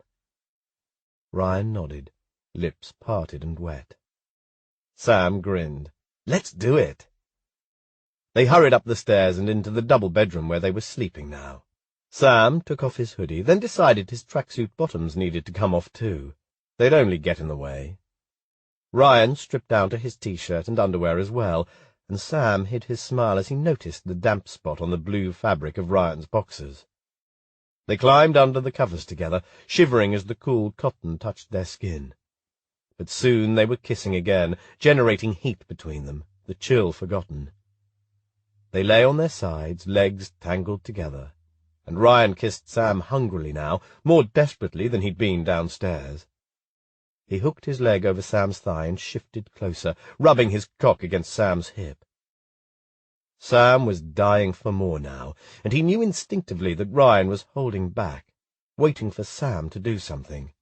So he trailed his hand down Ryan's side and around until he felt Ryan's hardness against the backs of his fingers. He stroked lightly up and down his length, and Ryan groaned and pushed against him again. "Fuck, yes, touch me." Sam fumbled as he tried to push Ryan's underwear out of the way, clumsy with impatience. But he finally managed it. He curled his fingers around Ryan's cock, and it felt perfect in his hand, thick, hard, and slippery with pre-cum. Ryan had given up trying to kiss Sam now. He let his head slip forward to rest on Sam's shoulder and panted as Sam stroked him. Sam could sense Ryan's urgency, and he didn't want to make him wait after however long they'd spent snogging on the sofa. "Yeah, Sam," Ryan sounded pained, then, "Fuck!" He came, spilling thick and hot in Sam's fist, his body shuddering with it. Sam stroked him through it, then wiped his hand on his T-shirt before tilting Ryan's chin up for a kiss. Ryan was already reaching down to touch Sam, finding Sam's erection and working to get it free from his underwear. "Your turn," he murmured. "You don't have to," Sam said half-heartedly, because if Ryan didn't, Sam was going to go and do it himself in the bathroom, and it was too bloody cold in there. "Yes, I do." Ryan shut him up with a kiss. Sam was breathless from the combination of Ryan's hands stroking him and the intensity of his kisses. His heart felt too big for his chest. It was almost too much, and for a moment he questioned his wisdom in letting this happen. How would he be able to go back to being just friends after this? Now he'd know what he was missing. Ryan got a nice rhythm going, and Sam was ridiculously close already after all the build-up and having Ryan's dick in his hand. He wished he'd had it in his mouth, and, oh God, even the thought of that was enough to edge him a little closer. "I want to suck you next time," he gasped, his verbal filter obliterated by rampaging hormones. He had no idea if there would be a next time, but he bloody hoped so. "God, are you trying to make me hard again?" Ryan chuckled. "Because it's working." "Yeah, maybe. Oh!" Sam lost the power of speech as Ryan found the sensitive spot on his neck again and combined it with a gentle squeeze to the head of his cock to devastating effect. Sam came so hard he saw stars, or maybe fairy lights, but definitely something sparkly. When he was done, he felt wrung out, still shaky as he moved to tuck himself away. He had a wet patch on his boxers where Ryan hadn't caught it all, but he didn't mind. Clingy after coming, he wanted Ryan's arms around him again. Not even caring how needy he seemed, Sam snuggled in close, burrowing his nose into Ryan's neck and breathing in the wonderful scent of his skin. Sam's too full heart gradually slowed and settled, but the panicky "what have I done" feeling lingered, as uncomfortable as the damp, sticky patch in his underwear. They must have fallen asleep like that, because Sam woke hours later to find the lamp still on. It was warm and blissfully comfortable, but he needed to go to the toilet. He carefully extracted himself from Ryan's arms without waking him and crept across the landing to use the bathroom. He relieved himself, shivering with cold by the time he'd finished. Then he went back to bed and tried to slide in without disturbing Ryan. But as he curled in close, Ryan stirred and mumbled, "You're freezing." "Sorry." Sam started to sidle away. "I needed to pee." "It's okay. Get back here." Ryan wrapped his arms around Sam and stopped him moving. Ryan spooned around him, still half asleep, and the soothing warmth of his body and the soft huff of his breath soon had Sam drifting off again too. They slept late in the morning, not waking until it was bright outside. Sam surfaced from sleep slowly, the layers of heaviness peeling away as he lay and stared at the ceiling, where a bright shaft of sunlight cut into the room. The memory of the night before crystallized, and Sam smiled, despite the accompanying lurch of anxiety. Then he suddenly remembered what day it was. He rolled onto his side and poked Ryan in the ribs. "Hey, Sleeping Beauty, happy Christmas!" Ryan grunted and cranked an eye open. "Have you got presents? If not, I'm not interested. Let me go back to sleep." He closed his eyes again. No, Sam's smile slipped. He wished he'd thought of it in time, though.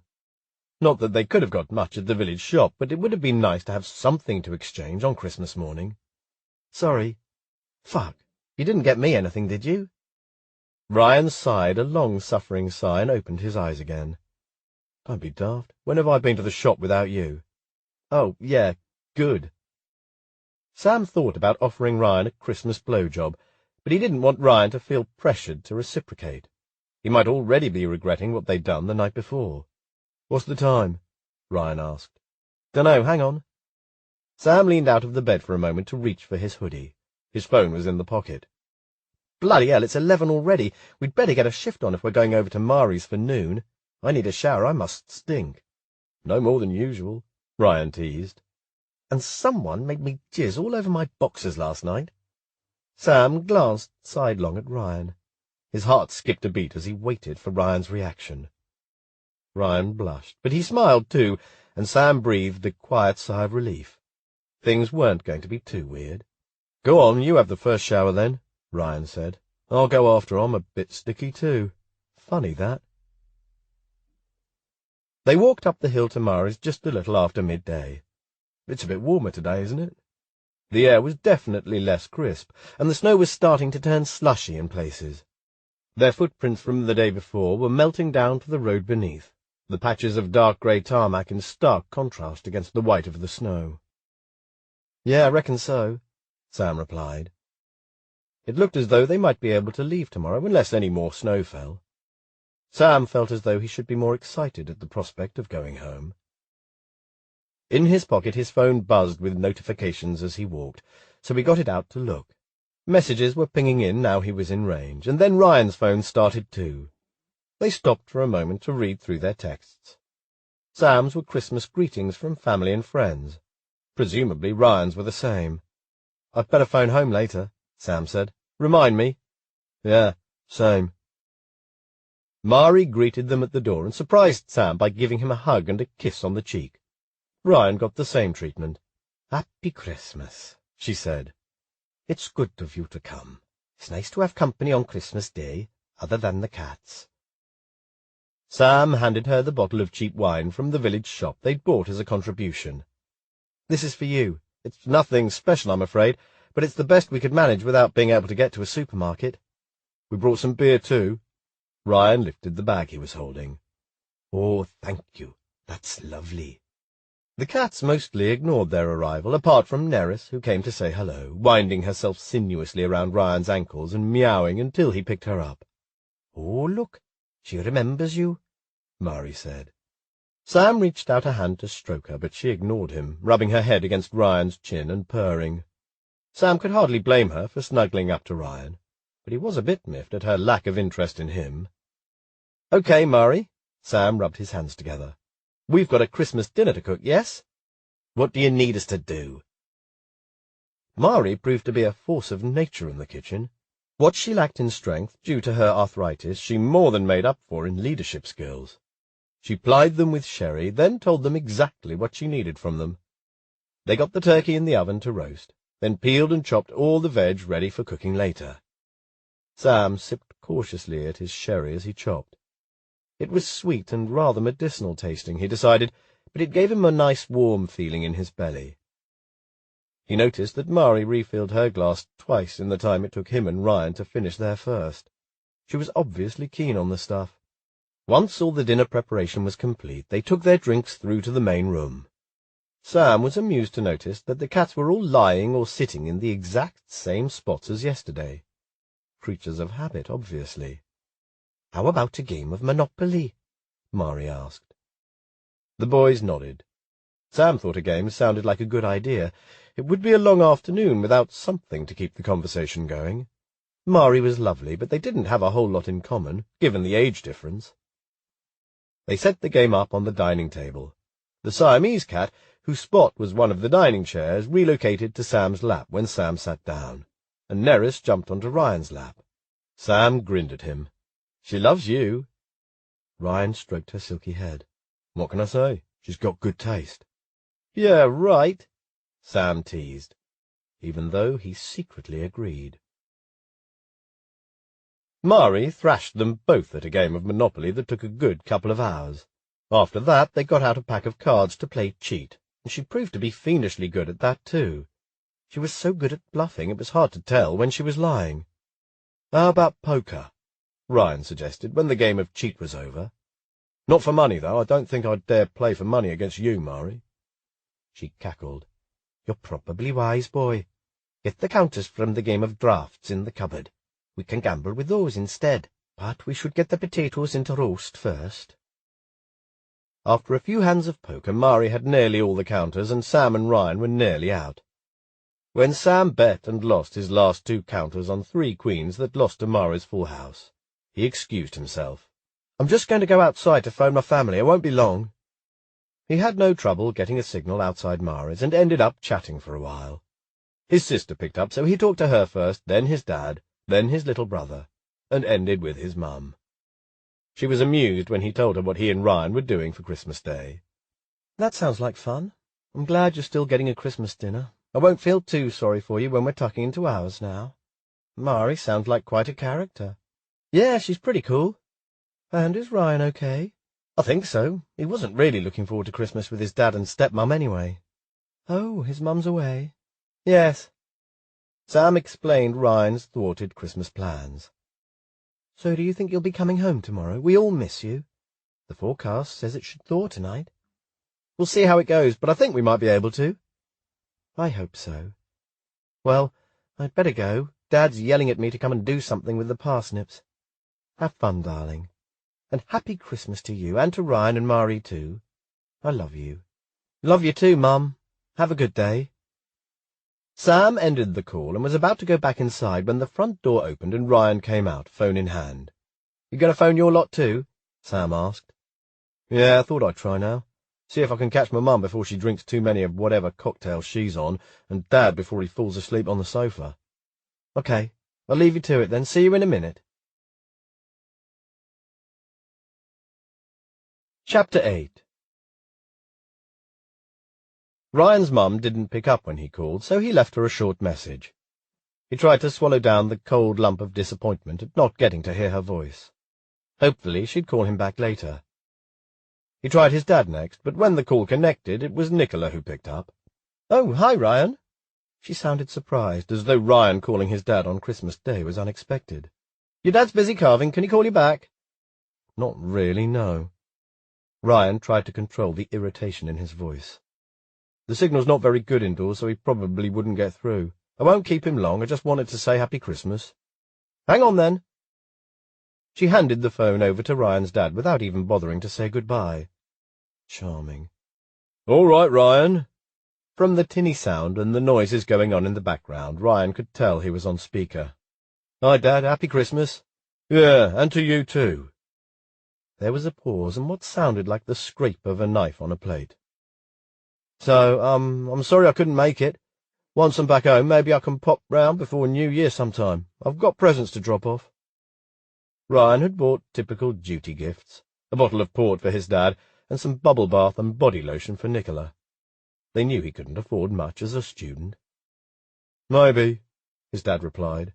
"We've got a few things on, though, so I'll need to look at dates when my hands aren't full of turkey. I paid some money direct into your bank account this year. Thought it was easier than a cheque or vouchers." "Yeah, sure. Thanks, Dad." "Okay. I'm sorry I've got to go. We're dishing up now. Hope you have a good day with, your mate." "Sam." Ryan realized he was gripping his phone too tightly and forced his hand to relax. "Right. I hope you and Nicola have fun. I'll call you when I get home." "Bye, then." Ryan ended the call, his teeth gritted tight with irritation and hurt. His dad could have at least tried to sound pleased to hear from him. Ryan saw Sam clock the expression on his face as soon as he went back indoors. He looked at Ryan, an eyebrow raised in question. "You get through okay?" "Mum didn't pick up. I spoke to Dad, though." Sam had been outside talking to his family for ages. It must have been painfully obvious that Ryan's folks hadn't wanted to chat for long. Ryan ducked away from Sam's concerned gaze and caught Mari looking at him with sympathy in her expression. He swallowed down the hurt and tried to paste on a smile. "I fancy a beer. I don't think I can take any more sherry. Can I get a drink for anyone else?" "I'll try a little of that wine you brought," Mari said. "There's a corkscrew in the kitchen drawer. Can you check the potatoes while you're in there?" "I'll come and help," Sam offered, getting out of his chair before Ryan could refuse. Ryan checked the potatoes while Sam did battle with the corkscrew. Bloody hell, I see why they invented screw tops. When Ryan had finished turning the potatoes and put them back in the oven, Sam handed him a beer. Their fingers brushed as Ryan took it. "Cheers," Ryan said glumly. Sam frowned, his lips a narrow line of concern. "Your mum might call back later," he said. "Yeah, I'm sure she will. She was probably swimming or something." "Probably." Back in the living room, they had time for another couple of hands of poker before it was time to get the veg on to cook. Ryan's dark mood was still pressing down on him. He felt detached from the jollity, not joining in with the jokes and laughter as they played. But then he felt Sam's knee leaning against his under the table, a firm, deliberate pressure that eased his loneliness and brought him back from his wandering thoughts and into the present. When he caught Sam's eye, Sam smiled, and Ryan's mood lifted another notch. A warm glow in his belly spread tendrils out, making him smile back. Ryan's phone buzzed in his pocket. It was a text from his mum saying she was trying to call but couldn't connect. He excused himself to go outside again so that he could try and phone her again. "It's my mum," he explained. "She's free now, back in a few." "Oh, Ryan, happy Christmas. I'm so sorry I missed your call before, love," she said when she picked up. "We were in the pool, and my phone was back in our room. How are you? I hope you're having a good day with your dad." "Actually, I'm still in Wales," Ryan explained. He hadn't bothered to phone and tell her before. It didn't affect her plans after all, but he realized belatedly he probably should have let her know in case she'd tried to phone him on the landline at home. Well, that obviously hadn't been an issue. "We got snowed in here, but it's fine. We're having Christmas dinner with the lady who lives next door." "Oh, well, that's nice. I expect your dad's sorry you couldn't make it, though." "I'm sure he'll cope." There was an uncomfortable pause. "I really miss you, you know," his mum said, her voice softening. "It was Barry's idea, this holiday. I wasn't sure about it. Are you sure you're okay? I don't like to think of you stuck there in the middle of nowhere on your own." "Mum, it's fine. And I'm not on my own. I've got Sam for company. Now you enjoy the rest of your holiday and stop worrying about me, okay?" "Okay." Ryan heard the muffled sound of Barry's voice in the background. "Give me a minute," his mum replied to Barry, obviously holding the phone away from her face as she spoke. Then she was back with Ryan again. "Sorry, love, I've got to go. I need to get ready to go out for dinner. Take care now and have fun with Sam." "I will, Mum." Ryan's cheeks heated as he remembered the particular brand of fun he'd had with Sam the night before, and wondered what his mum would think if she knew about it.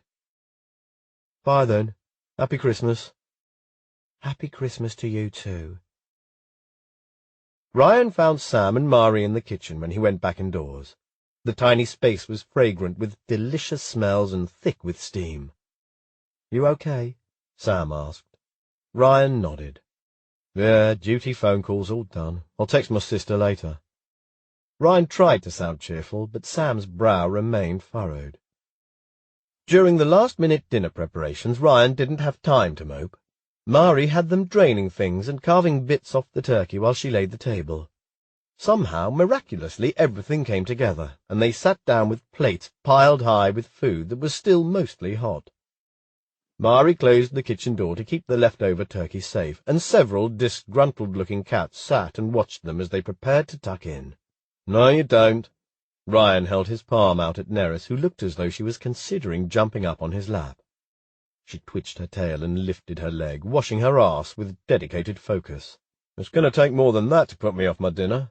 Ryan addressed the cat again. Sam snorted. Mari beamed at them both. "I'm not one for saying grace, but thank you, boys, for making this happen. I'd never have bothered to try and cook this lot if it was just me today. Now dig in." For a little while only the sounds of cutlery scraping on plates and contented chewing filled the room. Everything had turned out pretty well. Ryan always thought there was some great secret to cooking Christmas dinner, having never been involved in the process before, beyond peeling a few spuds and carrots. But today he'd learned it wasn't rocket science. It was mostly about timing, and it had been fun. He caught sight of the photo of Mari's daughter and her family on the mantelpiece as he chewed. Their faces were bright with happiness. When Ryan was younger, he'd always assumed, without thinking about it too deeply, that he'd eventually have a family of his own of the conventional type. A wife, 2.4 kids, maybe a cat or a dog. But since he'd realized he was gay, he hadn't thought too much about what a future relationship might look like. But today he found his thoughts wandering to a different type of future. Him with a guy, smiling and obviously in love, in a photo on his mum's mantelpiece. Maybe even with a kid or two on their laps. It could happen, right? Ryan wasn't sure how exactly, but he knew gay couples often had kids nowadays. In his imagination, the other guy in the photo morphed into Sam, with his arm around Ryan, grinning with his face full of affection. Sam nudged him with his knee, and Ryan jumped, jolted out of his fantasies. He flushed, glad Sam couldn't see what was going on in his head. "Sorry, did you say something?" he asked. "You were miles away," Sam said. "Mari was asking you about your plans for New Year." "Oh, we're both going back to Brighton for that." Ryan turned to meet Mari's steady gaze. "We're having a party in the house we share with some other guys." "Should be a busy night, then." She raised an eyebrow in amusement. "One of those wild student parties." "Yeah, I expect so," Ryan admitted. They were bound to end up pretty wrecked by midnight. Sam's knee still pressed against Ryan's under the table. He hadn't moved it from when he'd used it to get Ryan's attention. Mari was telling them about some antics her daughter had got up to when she was a student. Pub crawls in fancy dress, and getting told off by the police for putting traffic cones on the heads of statues. Ryan was listening and chuckling appreciatively in all the right places, and so was Sam. But Sam's hand was distracting Ryan. They'd both finished eating now, fast eaters, where Mari was slow and careful, and Sam's left hand was lying palm down on the table, only millimeters away from Ryan's. Ryan thought he could feel the warmth of it in the space where they weren't quite touching. He stared at Sam's slender fingers, the bony knuckles and bitten nails, and before he could chicken out, he moved his hand, just the tiny distance needed to close the space so the sides of their little fingers touched. He wondered whether Sam would think it was accidental, but Sam moved his knee, increasing the pressure a little. As Mari carried on picking at her plate of food and the conversation flowed, Ryan and Sam communicated on another level entirely, saying things with tiny, careful touches. The brush of a hand, the bump of an elbow, the gentle nudge of a knee.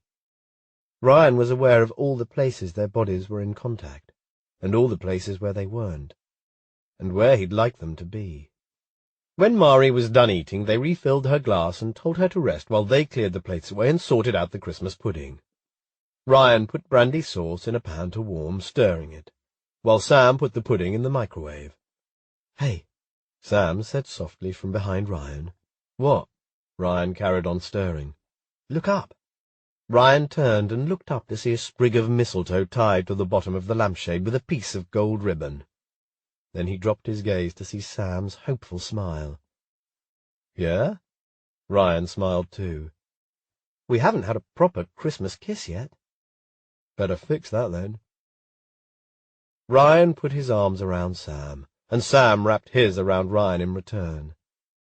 They kissed, sweet and mostly chaste, but lingering enough that Ryan knew Sam wanted more, just like he did.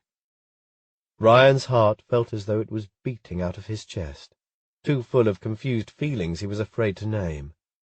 Desire tangled up with something softer, something sweeter. When they separated, Sam's pupils were huge, eclipsing the grey-green of his eyes, and he had a cute, slightly spaced-out expression on his face. Ryan wondered if he looked the same. He probably did. Kissing Sam made him feel pretty goofy. "You okay now?" Sam asked. "Why?" Ryan frowned, confused for a moment. He'd almost forgotten he'd been pissed off earlier. Everything was peachy now, apart from the fact they were no longer kissing. But he was hopeful Sam would want to do more of that later when they had some privacy. "You seemed a bit down after talking with your parents earlier." "Oh, yeah." Ryan sighed. "It's just, I don't know. You know what my dad's like, and Mum's usually okay. But it feels weird her being away with Barry this year.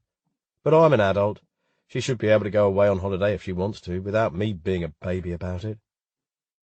Sam pulled him close again, this time for a tight hug.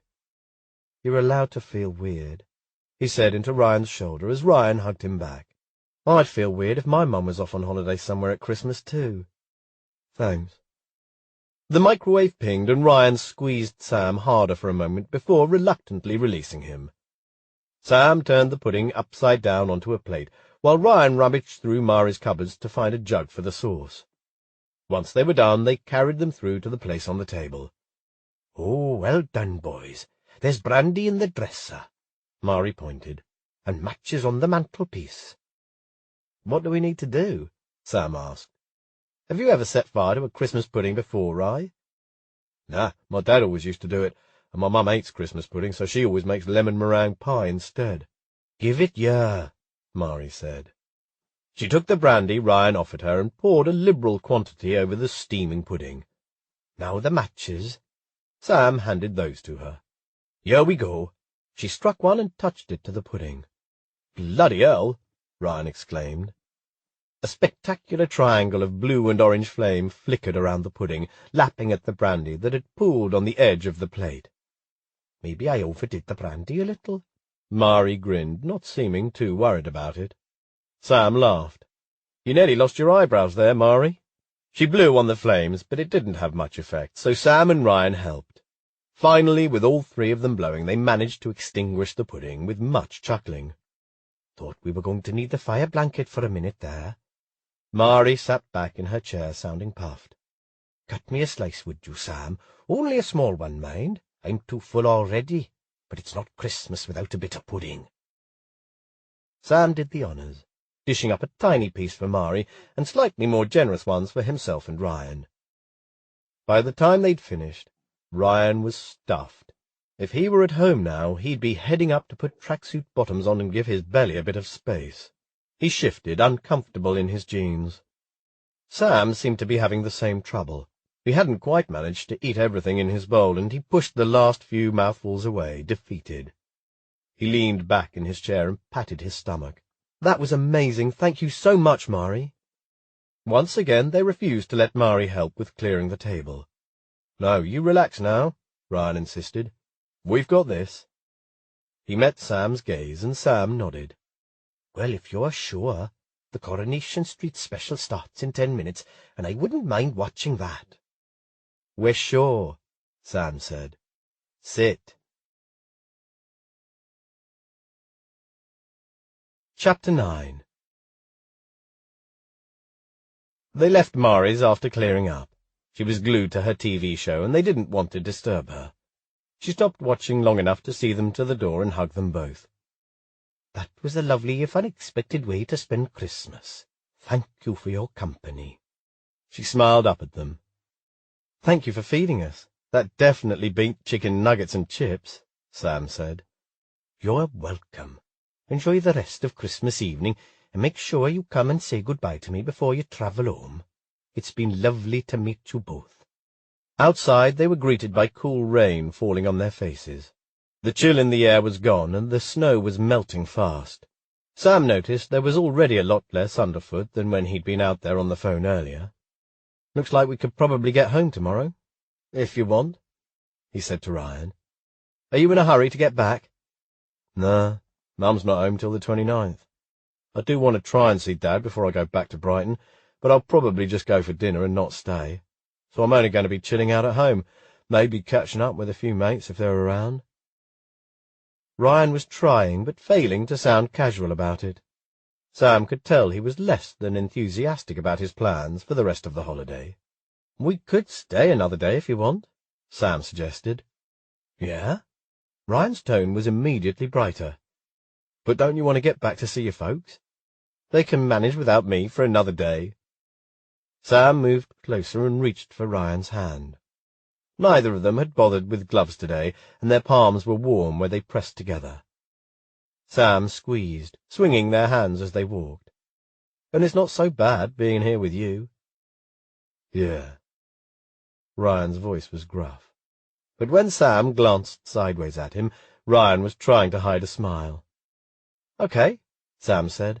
"I'll call my mum in the morning, but I don't see why I can't stay tomorrow night as well." When they got in, they snuggled side by side on the sofa under a blanket. It wasn't quite as cold tonight, so it didn't take too long for the room to warm up with the curtains drawn tight and a few logs blazing in the hearth. They played 20 questions, too lazy and full of food to do anything more active, and then they dozed for a while as their dinners settled in their bellies. When Sam woke after a nap, Ryan's hand was in his hair, stroking it idly where Sam's head nestled into the crook of his shoulder.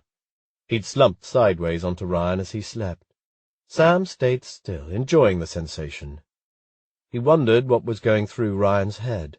It felt so strange being with him like this, as if they were boyfriends rather than friends. Cold fingers of doubt probed Sam's guts. What were they doing here, in their safe haven, their little Christmas bubble at Taffendorl? And what was going to happen when they got back to the harsh reality of their everyday life? Part of Sam wanted to broach the subject with Ryan, to know what to expect. But part of him wanted to ignore it and enjoy this for exactly what it was. He was afraid that by asking the questions, circling like vultures in his head, he'd shatter the fragile intimacy between them. He wasn't ready to give it up yet.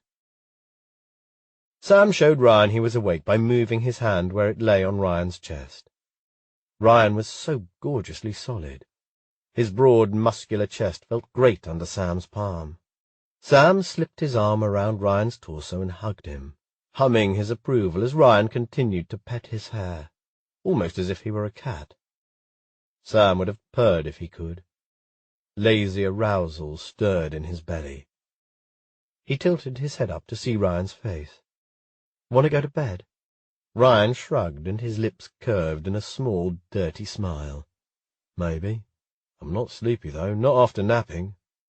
His eyes were dark and intense and full of promise. "Who said anything about sleep?" Sam grinned back.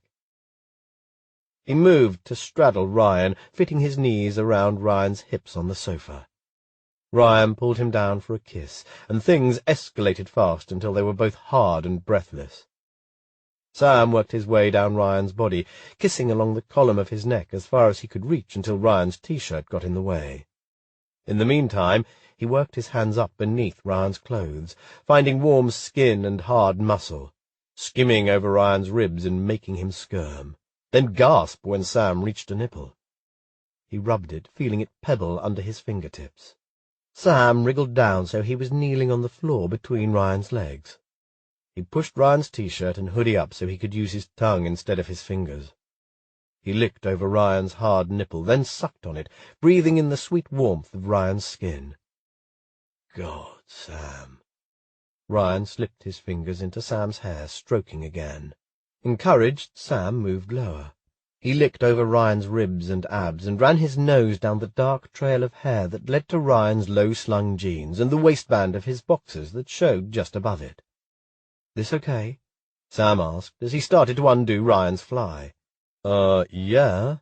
Ryan sounded as though he thought it was a totally stupid question, which Sam supposed it was.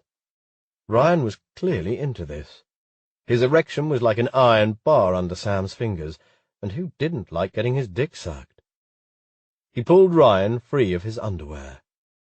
God, he had a nice cock. Not huge, but thick and with really sexy veins that Sam wanted to trace with his tongue.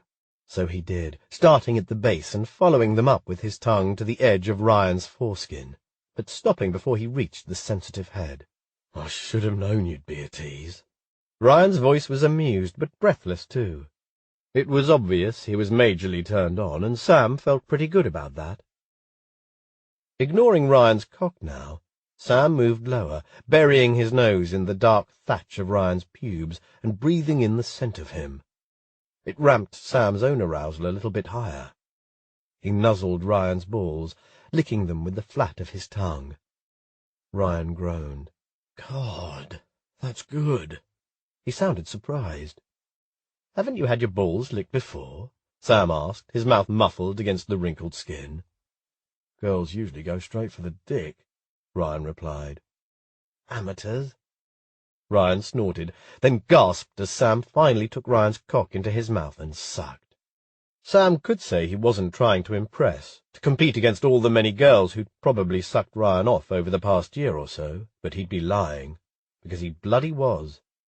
He wanted to prove to Ryan he was better than any of them, that he could make Ryan come harder than they ever had. So Sam pulled out every trick he knew. Everything he knew felt good to him.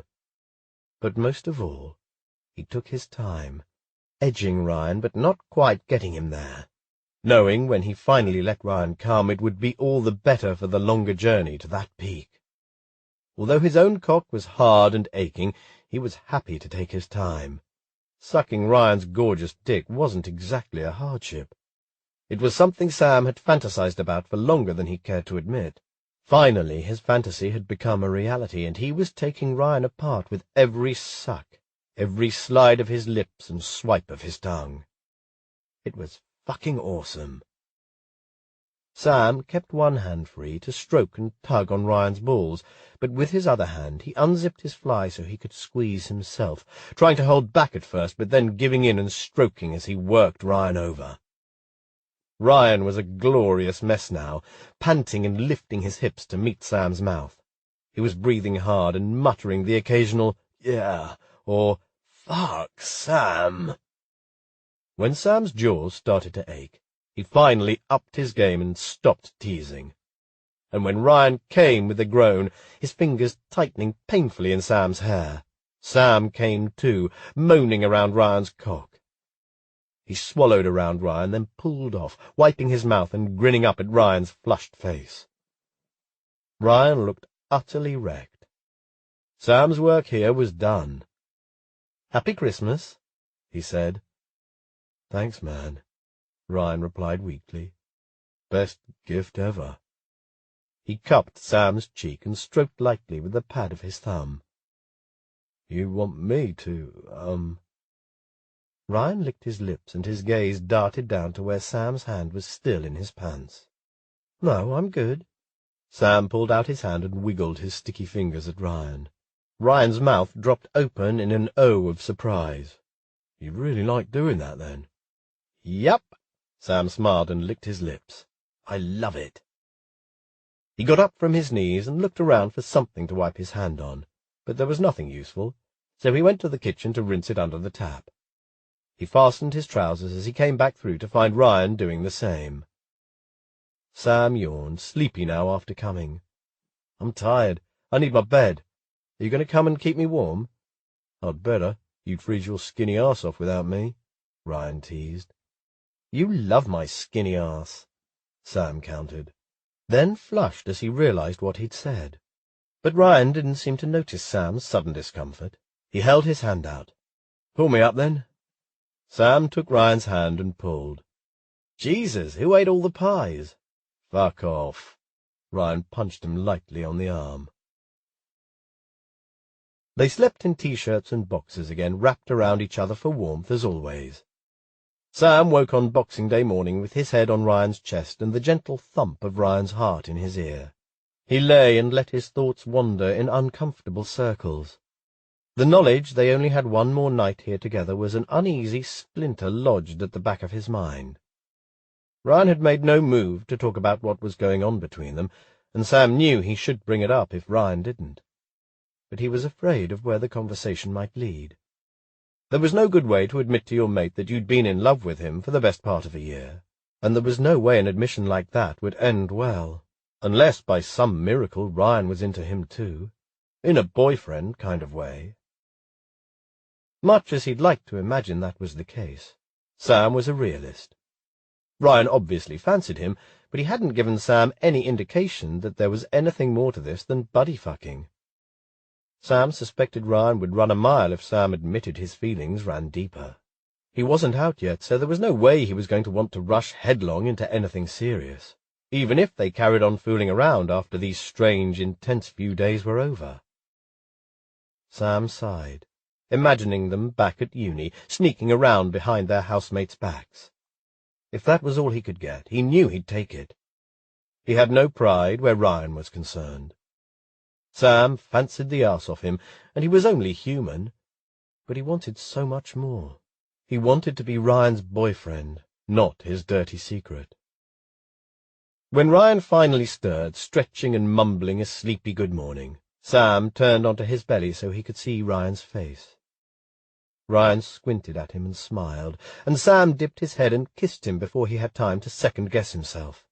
Ryan kissed him back, bringing his hands up to tangle them in Sam's hair as Sam aligned their bodies so he could rub his morning wood on Ryan's hip. Their mouths tasted a little sleep-stale, but it felt too good for Sam to care, and Ryan didn't seem bothered either if the way he was humping against Sam's thigh was anything to go by. Sam pulled away reluctantly, only because he was wearing his last pair of boxers and couldn't afford to come in these ones too. Ryan didn't stop him, but he looked a little wistful. "I'm hungry," Sam said.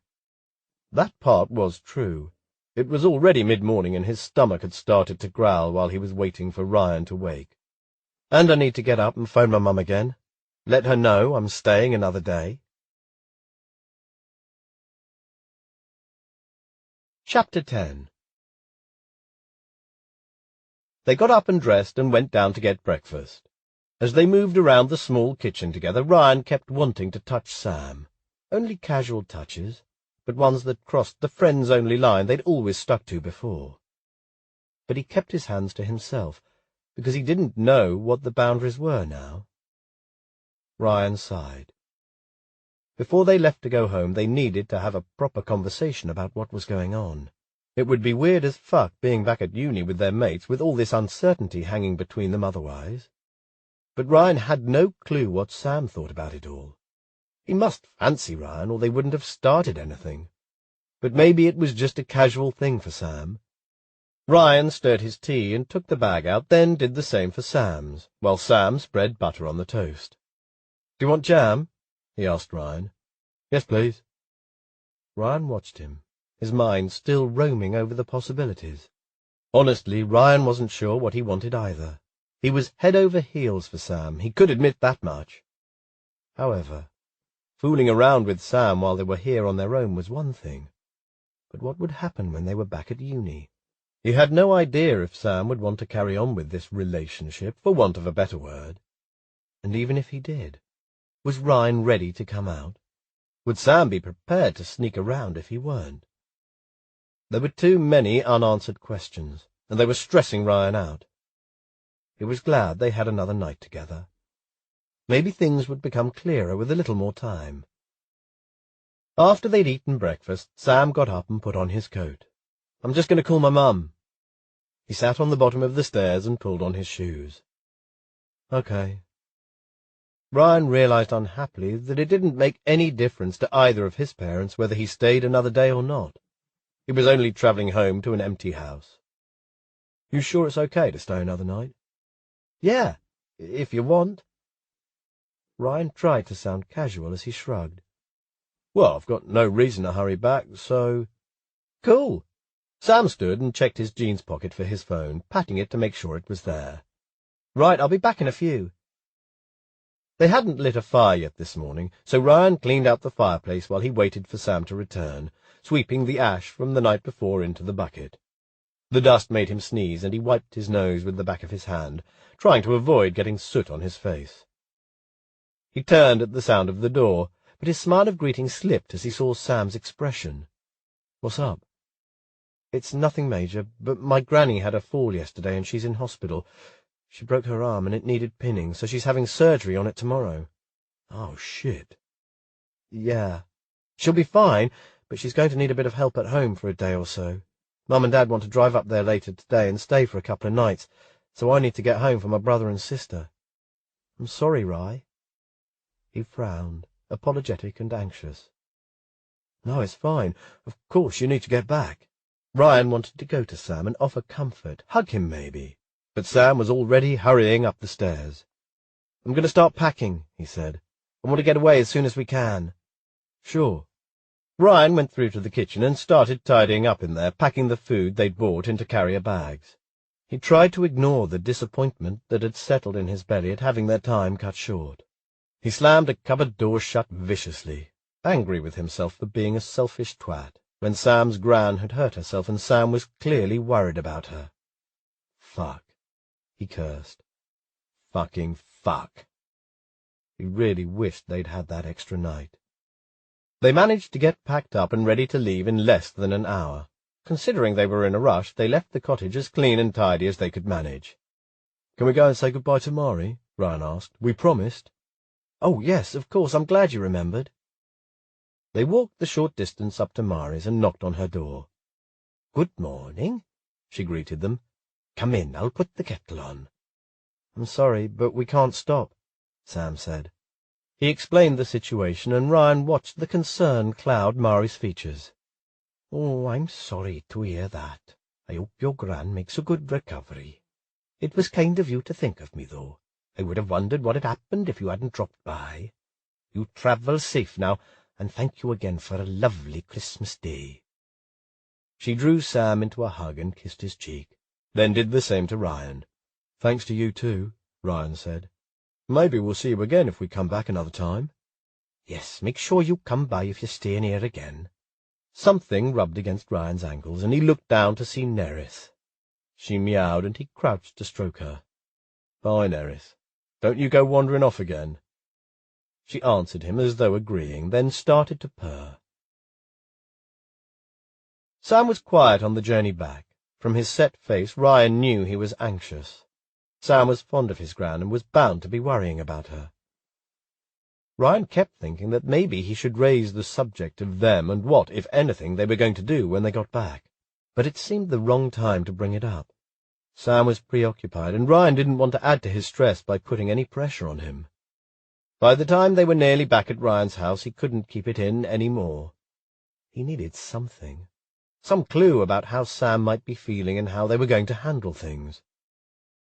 "So, Ryan began, picking at a fingernail so he wouldn't be tempted to look at Sam. "We never got a chance to talk about, the stuff that happened." "Eloquent, Ryan, very eloquent. I was wondering what we're going to do when we're back next week." Ryan caught the movement in the corner of his eye as Sam turned his head, glancing at Ryan briefly before looking back at the road. Sam's tone was difficult to read as he replied, "Well, what do you want? Do you want to try and make a go of this?" Ryan panicked. What the fuck did he want? Did he want them to date, to be boyfriends? He knew his feelings for Sam were a million miles away from just friendship. But was he ready to be all out and proud, deal with the consequences of that? He wasn't sure he was, but it wasn't fair to ask Sam to sneak around for Ryan when he'd chosen to be open about his sexuality. "I don't know," he replied. He was trying to work out how to elaborate, how to explain his complicated feelings for Sam in a way that wouldn't scare him off.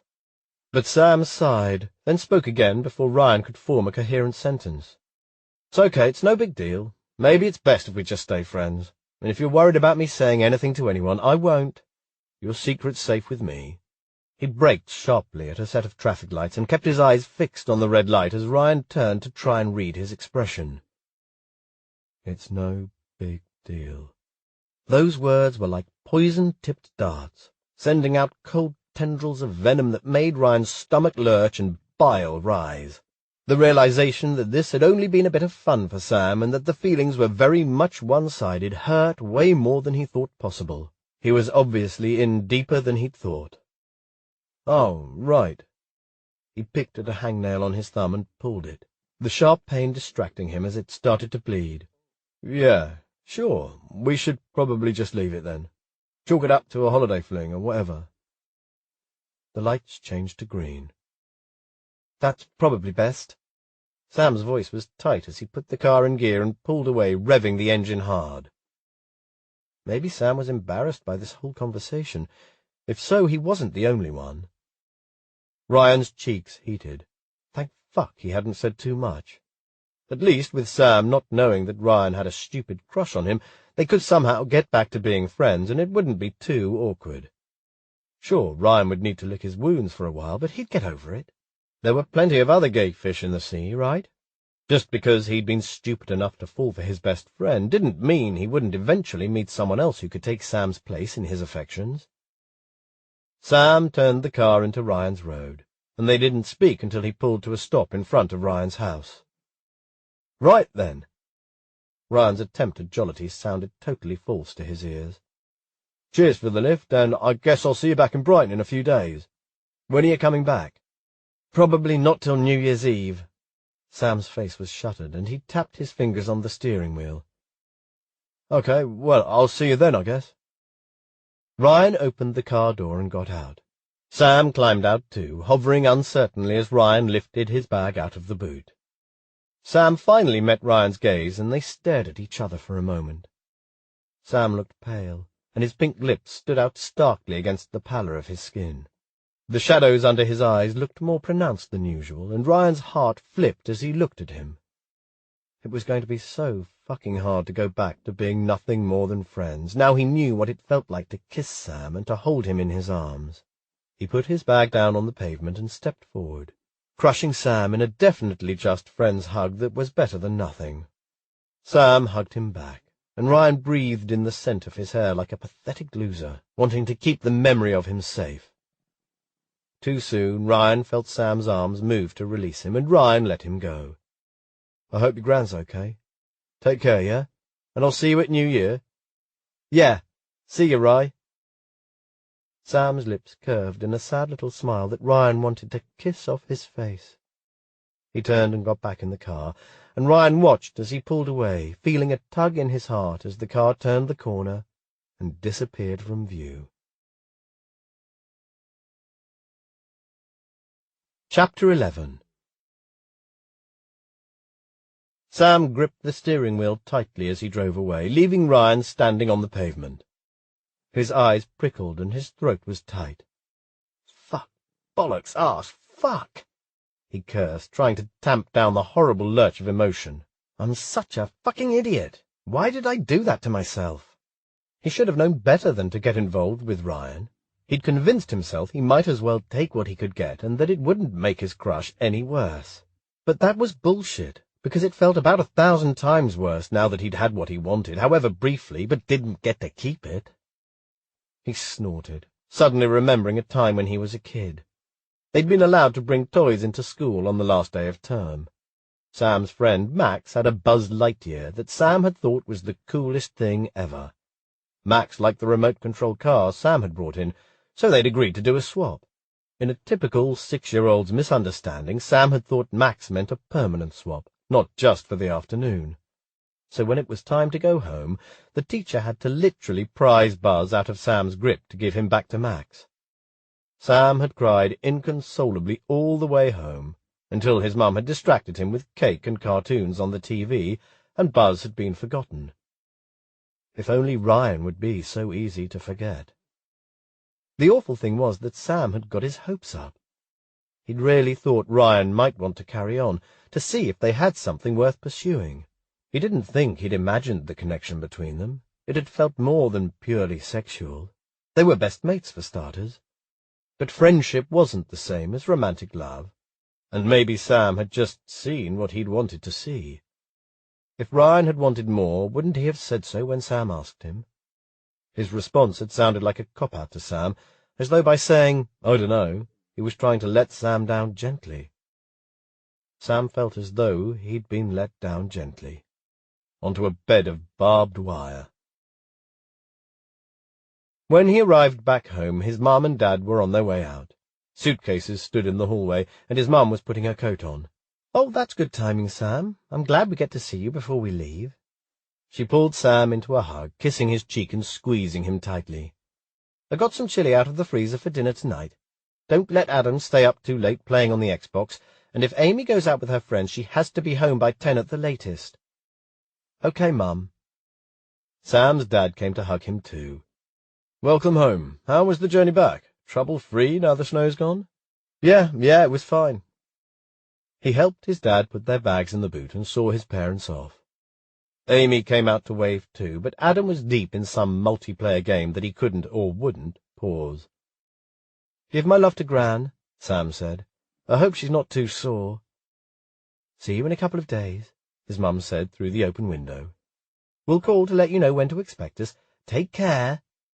"And don't trash the house while we're gone. No parties."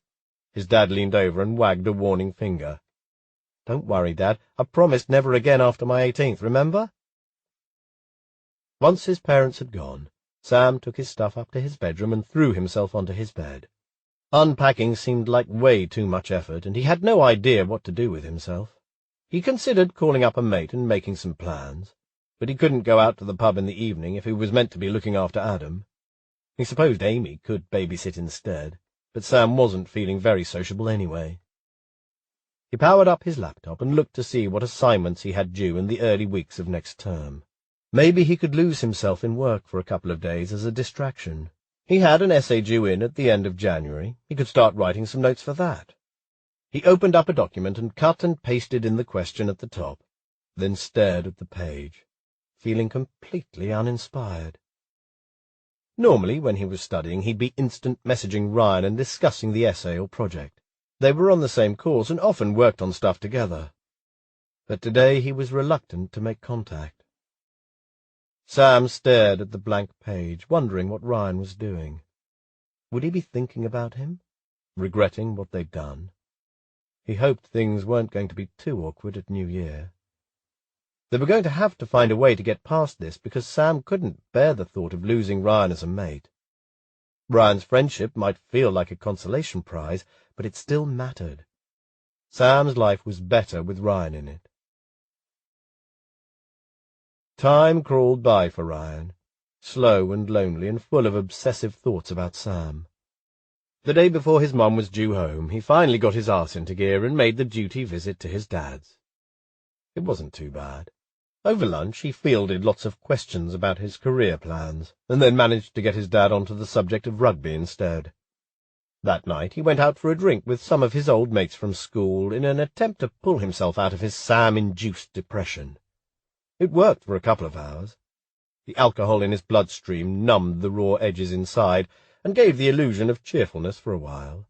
But then 1 pint too many had him right back in the maudlin doldrums, his thoughts trapped in an unhappy spiral, like dirty water draining down a plug-hole. Nobody seemed to pick up on Ryan's black mood. Most of his friends were too tipsy to notice. Some random girl he vaguely remembered from the sixth form chatted him up for a while, but her attention only reminded Ryan that girls weren't his thing. Looking at her cleavage and her soft, dainty hands and painted fingernails, Ryan wondered why he'd ever thought he was into girls. But then again, as he stared around the table at his male mates from school, he didn't want to snog any of them either. The only person he wanted was Sam. At that point he escaped, pretending to go to the toilet, and never went back. Walking home in the dark, Ryan's head was full of Sam, so he pulled out his phone and started typing, "I miss you." Then, before sending, he tried to add to it, "I think maybe I'm in love with you." But he mistyped think, and his phone autocorrected it to thing. He swore and deleted, going back and trying to fix it, but he kept making the same mistake. Before he could finish, he was distracted by a text from one of his mates asking, "Where did you go? Did you hook up with that girl?" So Ryan replied, "No, going home, feeling rough." The reply, "That's so gay," had Ryan snorting at the irony even while it stung. But how many times had he used the word like that when he was younger, throwing it out as a casual insult without thinking about what it meant? He put his phone back in his pocket, his attempt to text Sam forgotten. The next morning Ryan lay on the sofa and stared at the TV screen, not really taking in the cooking show that was on. It was all too bright and shiny, and the presenter and contestants were far too fucking cheerful. His head ached from too much beer last night. His mum was due back later today. He needed to tidy up and get the house looking okay for her, but he couldn't muster up the energy to move yet. Ryan yawned, then reached for the glass of water on the coffee table and drained it. He'd already taken paracetamol an hour ago, and his head still hurt. He should probably get up off his arse and fetch more water, but he didn't want to move. His phone lay on the table next to the glass, taunting him with its silence. Normally he and Sam stayed in touch during the holidays, texting about assignments or TV shows or whatever game they were currently into and competing over for high scores. But he hadn't heard a thing from Sam since they'd parted 2 days ago. Ryan picked up his phone and opened his messages, thinking about texting Sam just to say hey. When he hit the new message button, his aborted message to Sam from last night appeared. "I miss you. I think maybe," and nothing more. Ryan frowned, the cogs in his brain turning slowly as he tried to work out what he'd been trying to say. Then he remembered. Shit. He deleted the traitorous words. In the cold light of day he shuddered to imagine the embarrassment if he'd drunk texted that to Sam. What the fuck? And where had that near miss at the L word come from? It wasn't a word he'd ever allowed himself to consciously think in relation to Sam before. Still holding his phone, Ryan closed his eyes and stopped trying to fight back thoughts of Sam. He let images flow into his mind like a cinema reel of them and the time they spent together, studying, socializing, playing games, talking. Then he let their time in the cottage play out in his head. His heart swelled as he remembered their first kiss. The mistletoe had been the perfect impetus, finally giving him the courage to make a move.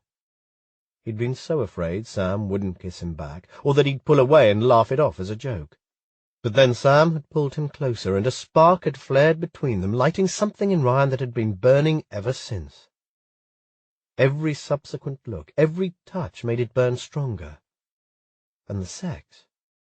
Well, even the clumsy mutual handjobs on the first night had been better than anything Ryan had done before. Not because of what they'd done, but because it had been with Sam. Ryan sighed and rolled onto his side on the sofa, hugging a cushion to his chest. The TV was still on, and inane chatter filled the living room. Alone in his mum's house, Ryan felt so fucking isolated and miserable that he ached with it. And the only person he wanted to see was Sam. Ryan's mum and Barry got back on the 29th. Tanned and cheerful and full of tales of their trip. Ryan was pleased to see his mum, of course, but he was struggling to hide his own low mood in the face of their loved-up happiness. Barry had been on the scene for nearly 9 months now. He seemed a decent enough bloke, but Ryan still didn't feel very comfortable around him. Ryan's mum had been dropping hints that Barry might move in with her sometime in the spring, which would be weird. But Ryan didn't live there much of the time now, so it wasn't his business. He was glad his mum seemed happy, though. The day they returned, Ryan spent the evening with them. They got a takeaway, and after dinner Ryan's mum showed him their holiday photos. They watched a bit of TV, but Barry fell asleep and snored, so Ryan's mum poked him and told him to go to bed. "Are you all right, love?" she asked, once Barry had made his way upstairs. "You seem a bit quiet." "Yeah," Ryan replied unconvincingly. He tried harder. "Yeah, I'm okay." "Girl trouble?" His mum narrowed her eyes. Ryan flushed, uncomfortable with her intuitiveness, even if she was missing the mark. "Nothing I can't handle. It'll work out." "I hope so. It's about time you brought a girl home. You can't play Casanova forever, you know. It would be nice to see you settling down a bit." Ryan hadn't planned on saying anything to his mum, not yet. But fuck it. He was sure now, so why was he putting it off? His heart rate soared as the words formed in his mind before he opened his mouth to let them out. What if it wasn't a girl? His voice wobbled a little, and her eyes snapped open. What if I brought a boy home instead? There was a long pause, and her eyes grew suspiciously bright. She blinked. That would be fine. But really, Ryan? Are you sure? He gritted his teeth and took a slow, careful breath. "I'm gay, Mum." There. The words were out. You think I'd say something if I wasn't? You're still young. But I'm old enough to settle down, apparently. He tried to keep the edge of anger out of his voice. Yelling at his mum wasn't going to help. You can't have it both ways. Okay, no, I'm sorry. She got up from the sofa she'd been sharing with Barry and crossed the room to perch on the arm of the chair Ryan was in. He refused to look up at her as she took his hand. "I just want you to be happy. Ryan, listen to me." She squeezed, her fingers tight and reassuring. He raised his head then and saw tears in her eyes, but she was smiling too. "I don't care who it is that makes you happy, as long as it's someone who loves you and you love them back. That's all that matters." A hot rush of emotion made Ryan blink back tears of his own. "Okay. Good." "Oh, come here, will you? Give me a hug, for God's sake." His mum pulled him sideways, bending down awkwardly so she could wrap her arms around his shoulders as he put his around her waist. He rested his head on her ample boobs and breathed in the faint scent of the perfume she always wore. "Thanks, Mum." "Is it Sam, then?" Her voice was loud under his ear, where it vibrated in her chest. It reminded him of being a little boy, cuddling her while she sang nursery rhymes to him. "Is he the one you're fretting over?" "Is it that obvious?" "You spent Christmas alone with him, and now you look like a kicked puppy. I might not have gone to university like you, clever clogs, but it doesn't take a genius to work it out." She released him, sitting back on the arm of the chair and smoothing his hair with a gentle hand. "I think he just wants to be friends." Ryan's voice caught. "And you want more?" He nodded unhappily. "I'm sorry, Rye." Her expression mirrored his. "Times like this I could do with a magic wand or a time machine, because it might not seem like it now, but if it's not meant to be with you and Sam, well, you'll get over it in time." "I know." Ryan believed her, but he didn't want to be over Sam. He wanted to be with him. "Maybe you should talk to him, just to be sure. Unless he knows how you feel, then you can't be sure he doesn't like you back." "Maybe." Ryan was unconvinced. He wasn't sure he could bear another rejection. "Okay, Mum, I'm going to bed now. I was out late last night." He got up. She stood too and hugged him again. "Good night, love. Sleep well." "You too." Ryan's body felt like lead as he dragged himself upstairs. Even though he was knackered, he lay awake for ages before finally dropping off. His head ached and his heart hurt. Ryan wished he had a magic wand too. Chapter 12. Sam's mum and dad got back on the 30th.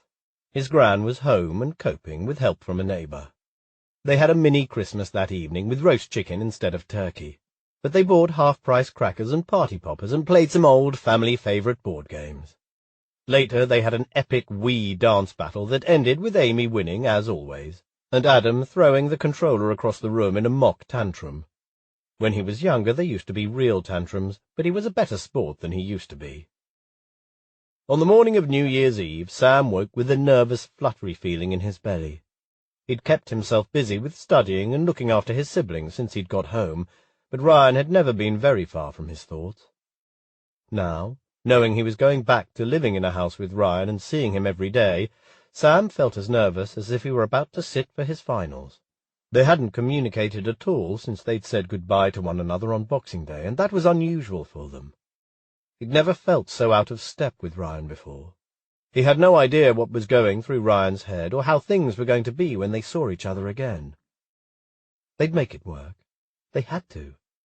Sam wasn't prepared to fuck up their friendship over some ill-advised snogging and orgasms.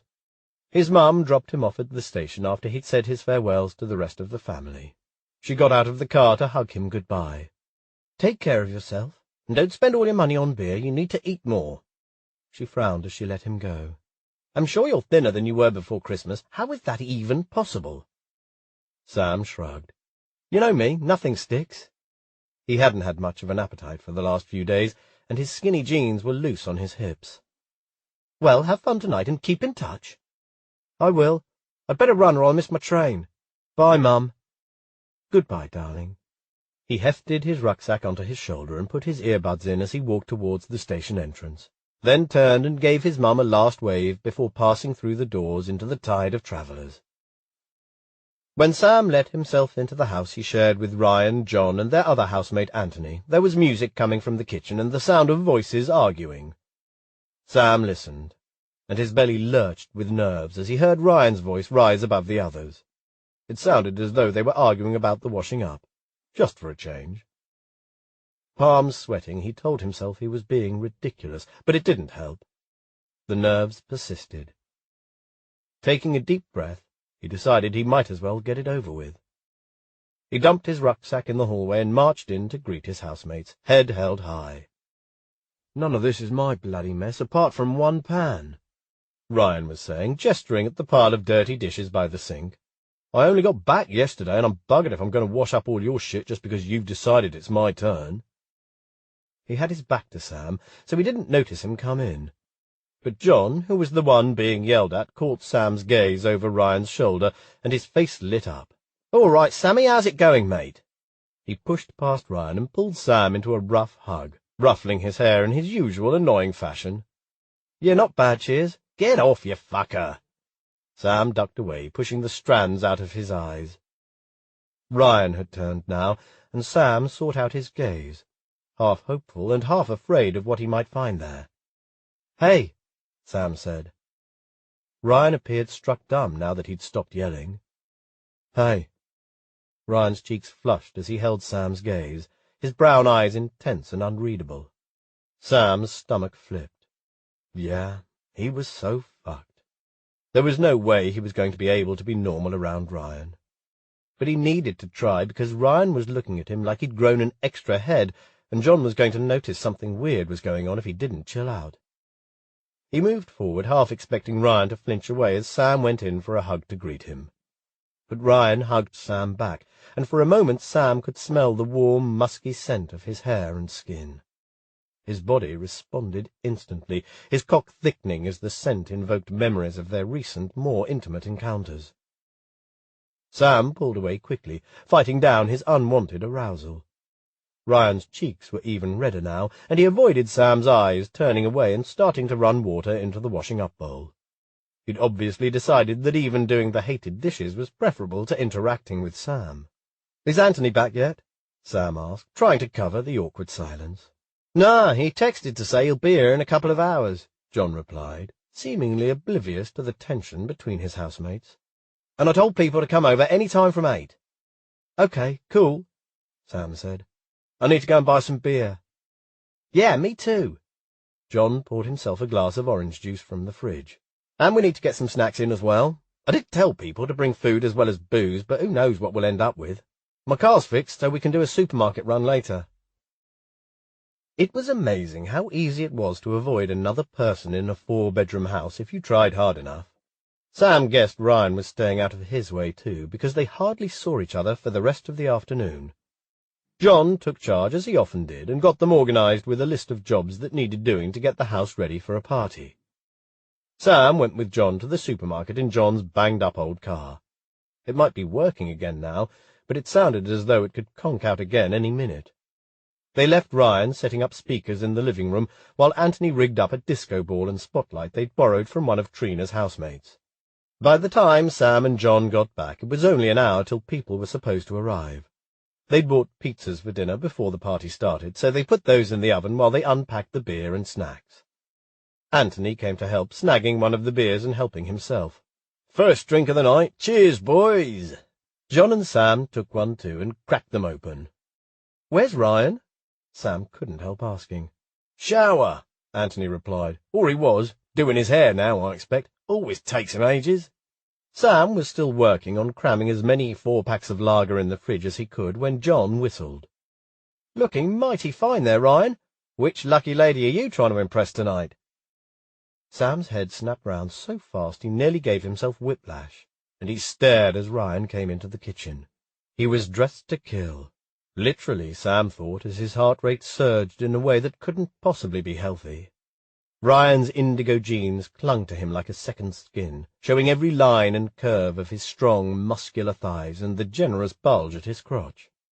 His T-shirt was a plain white V-neck. It hugged his body perfectly and was scooped low enough to display a good portion of his chest and collarbones. His face was impassive, but his cheeks were flushed. At the attention, or from the heat of the shower? Who knew? His hair was styled into spiky bedhead perfection. Sam's lips twitched despite himself, because after this week he knew Ryan's actual bedhead looked nothing like that. It was flatter on one side and a bird's nest at the back. Objectively, this was definitely a better look, but Sam had enjoyed running his fingers through the real thing. Ryan didn't answer John's rhetorical question. His gaze flickered over Sam, but didn't stop on him. "Do I smell pizza?" he asked. "I'm starving." "Yeah, it'll be ready soon," John said. "Beer, we started without you." "Yeah." Ryan came to stand close behind Sam. Sam felt the heat of his body and caught the citrus tang of his shampoo as he reached past him and took a can out of the door compartment. "Cheers." They sat around the kitchen table while they waited for the oven timer to go off.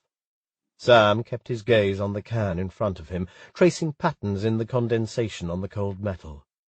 John and Anthony kept the conversation going. Sam chipped in occasionally, but struggled to find things to contribute. Ryan was silent, a quiet, tense presence at Sam's side. Once they were eating, the conversation turned to Christmas.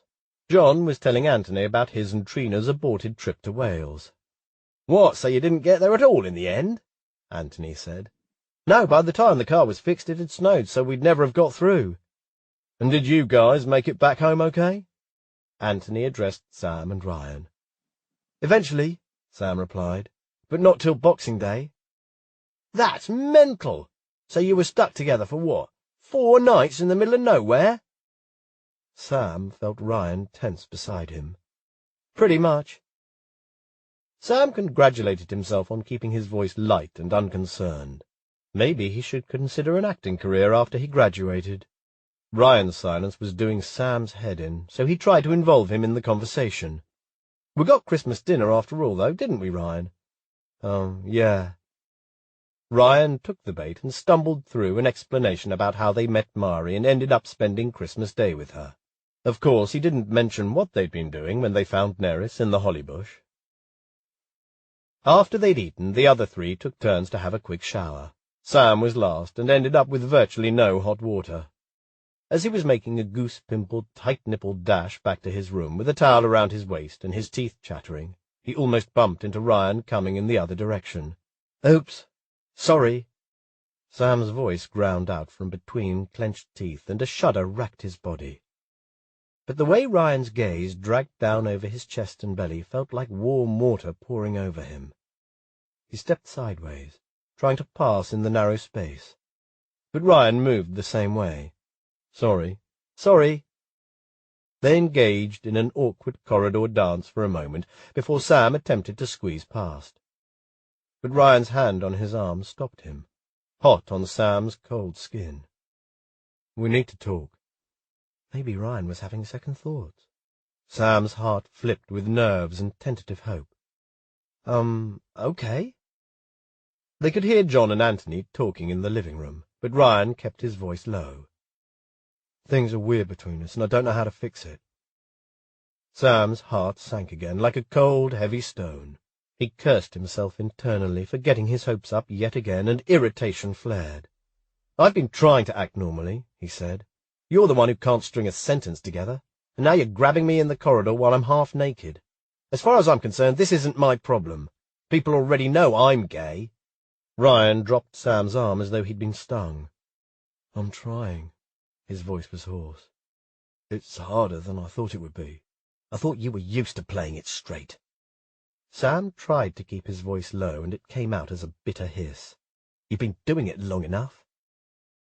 Ryan's cheeks flamed as though Sam had slapped him. Sam shouldered past to get to his room. Tears stung his eyes that he didn't want Ryan to see. He slammed the door behind him so hard that everything on his desk rattled.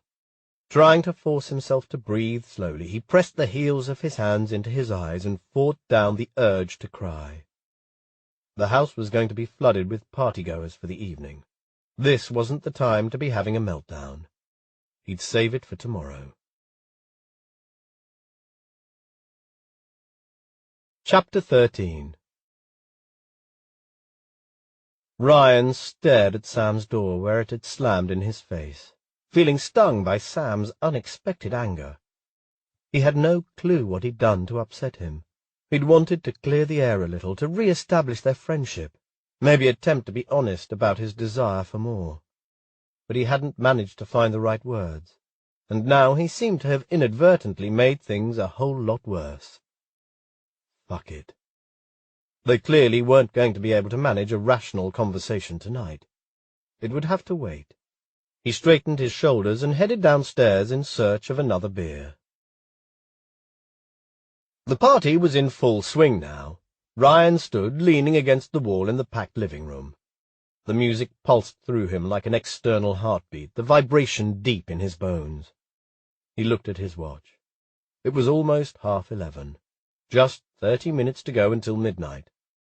The house was bursting at the seams with drunken students, people from their courses, mates from rugby, friends of friends of friends. He recognized maybe half the faces at the most. Ryan had been watching out for Sam all night. He couldn't help himself. They'd crossed paths a few times, in the brightly lit kitchen in search of beer, in the throng of dancing people, on the stairs as they'd brushed past each other. But they'd avoided each other's gaze and hadn't exchanged any words. Ryan was still smarting from Sam's harsh words earlier, and he had no clue how to make it right. "Hey, Rye." A soft hand curled around his arm. Long, perfectly manicured fingernails bit into his bicep as a girl leaned close to speak into his ear over the music. "Long time no see. Did you have a good Christmas?" Ryan turned to meet the hopeful eyes of Caroline, one of the many girls he'd shagged last year. One of the few he'd shagged more than once. She'd been persistent, not keen to take no for an answer when he'd made vague excuses about not being in a relationship kind of place. She was gorgeous to look at, but she knew it and had taken his lack of interest as a challenge. "Yeah, not bad, thanks. You?" He breathed in the cloying, too-sweet scent of her perfume and fought the urge to pull his arm away. She leaned closer, putting her other hand on his chest, running it down to his ribcage in a way that made him want to squirm away from the touch. "The usual boring family shit. It's good to be back at uni. So much more potential for fun." Her words dripped with unsubtle suggestion. Caroline moved to stand in front of him. Close. Too close. She gripped his hips firmly and pushed her stomach aggressively against his completely uninterested cock. "Who are you going to be kissing at midnight?" Caroline asked, tilting her face up invitingly. Ryan didn't want to be a dick. He'd already disappointed her once, so the least he could do now was be polite. But he didn't want her to get the wrong idea. He reached down, took her hands and lifted them away, holding them, mainly to stop her grabbing him again. "I've got no plans," he said lightly, aiming to tease but not encourage. He looked over her shoulder, trying to work out an escape route, and froze when he spotted Sam in the crowd. Sam was dancing, his slim hips swaying. Some guy, who Ryan vaguely recognized but couldn't place, had his hands around Sam's waist and pressed up close behind him.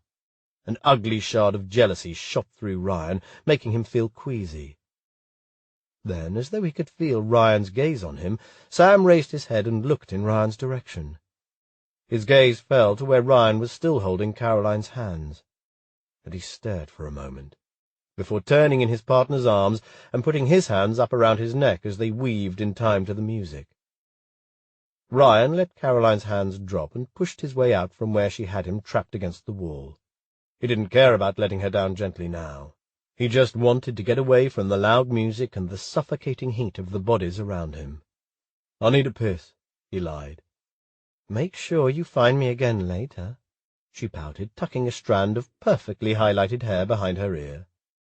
Ryan didn't reply. He was already walking away. His room was empty and comparatively quiet compared to the racket downstairs.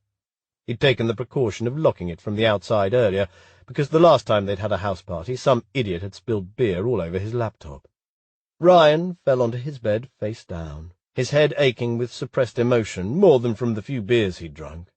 He'd been taking it slow because he didn't trust himself not to do something stupid if he got shit-faced.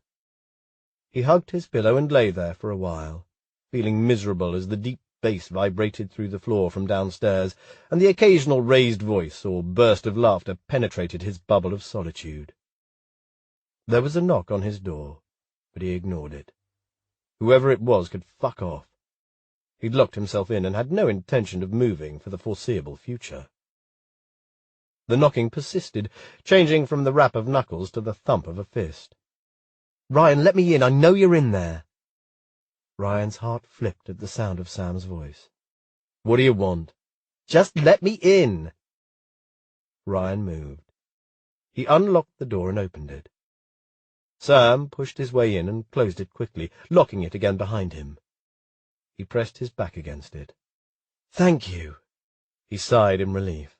"Can I hide in here till after midnight?" Sam's cheeks were flushed from dancing, his hair even more dishevelled than usual. It fell in a tangle over one eye. Ryan's fingers itched to push it back and weave into the strands, tugging him closer.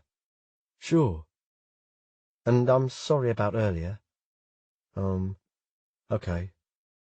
Ryan wasn't sure what to say about the strange disagreement on the landing before. Who were you hiding from? He asked instead. That bloke downstairs. He's pushy and I'm not interested. A wave of relief rushed through Ryan. Really? You looked pretty interested earlier. I was only dancing, but he was too handsy, so I ditched him. I'm not looking to hook up tonight. Sam's flush deepened and he dropped his gaze. But why are you locked away up here? You were looking pretty cosy with Caroline earlier. I'm gay, remember? Ryan couldn't stop staring at Sam's face. The bright overhead light in Ryan's room made the scattering of cinnamon freckles on Sam's nose stand out in sharp relief against his pale skin.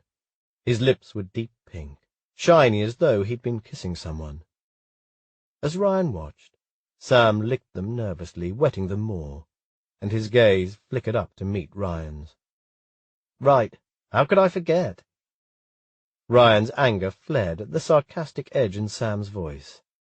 Here we go again. What the fuck's your problem? He demanded.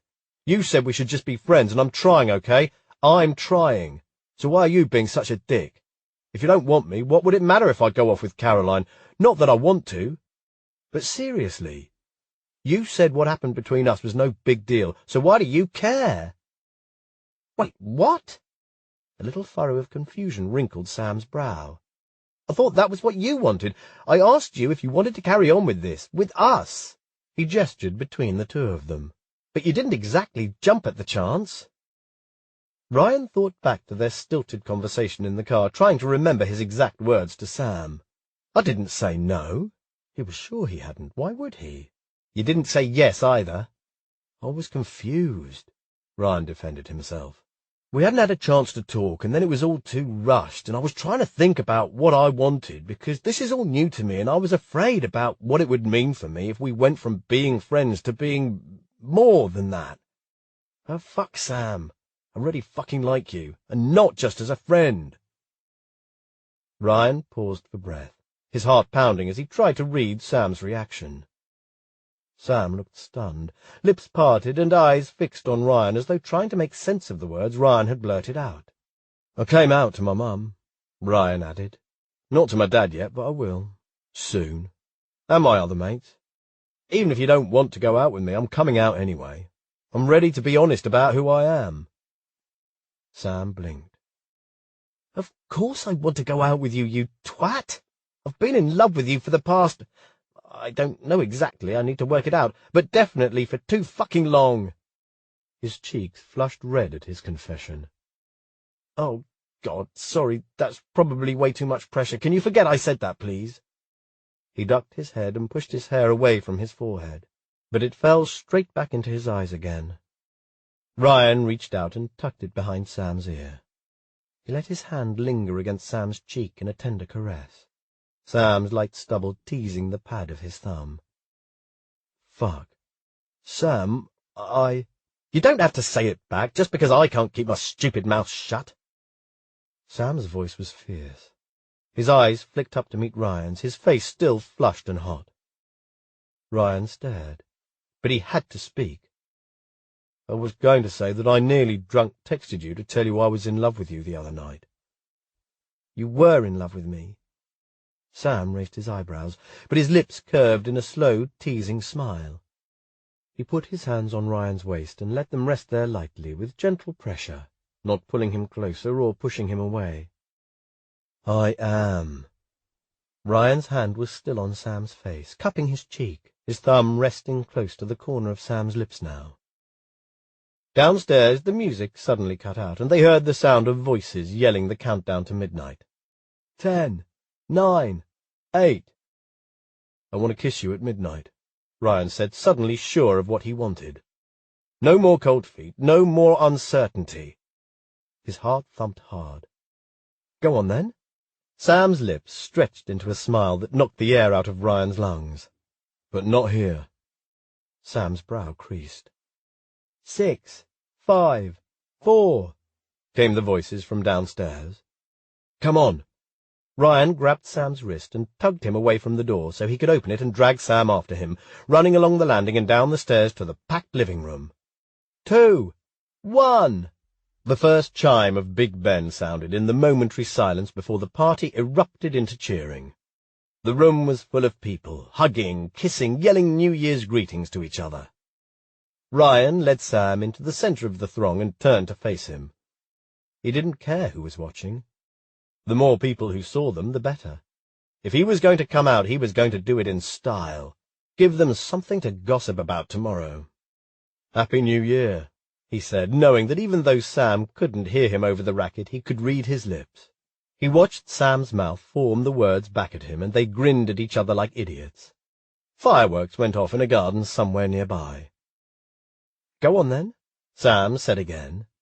He put his hands on Ryan's hips and tugged him closer. Bubbles rose and fizzed over in Ryan's chest, like shaken champagne when a cork is popped, and he finally leaned in and pressed his lips to Sam's.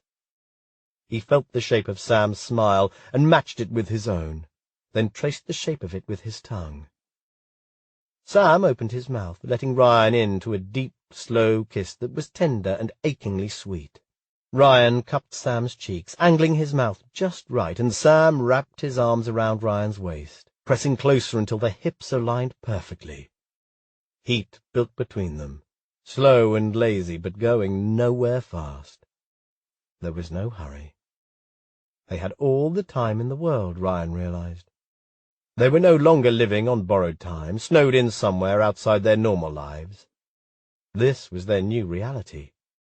Living together, loving each other. Best friends and, Ryan assumed, boyfriends. 2015 was going to be the best year ever. Chapter 14. When Ryan woke the next morning, for a moment he didn't know where he was. The posters on the walls weren't his, and the window was in the wrong place. He lay on his back and stared at the ceiling in the dim light, frowning as his brain creaked slowly into gear.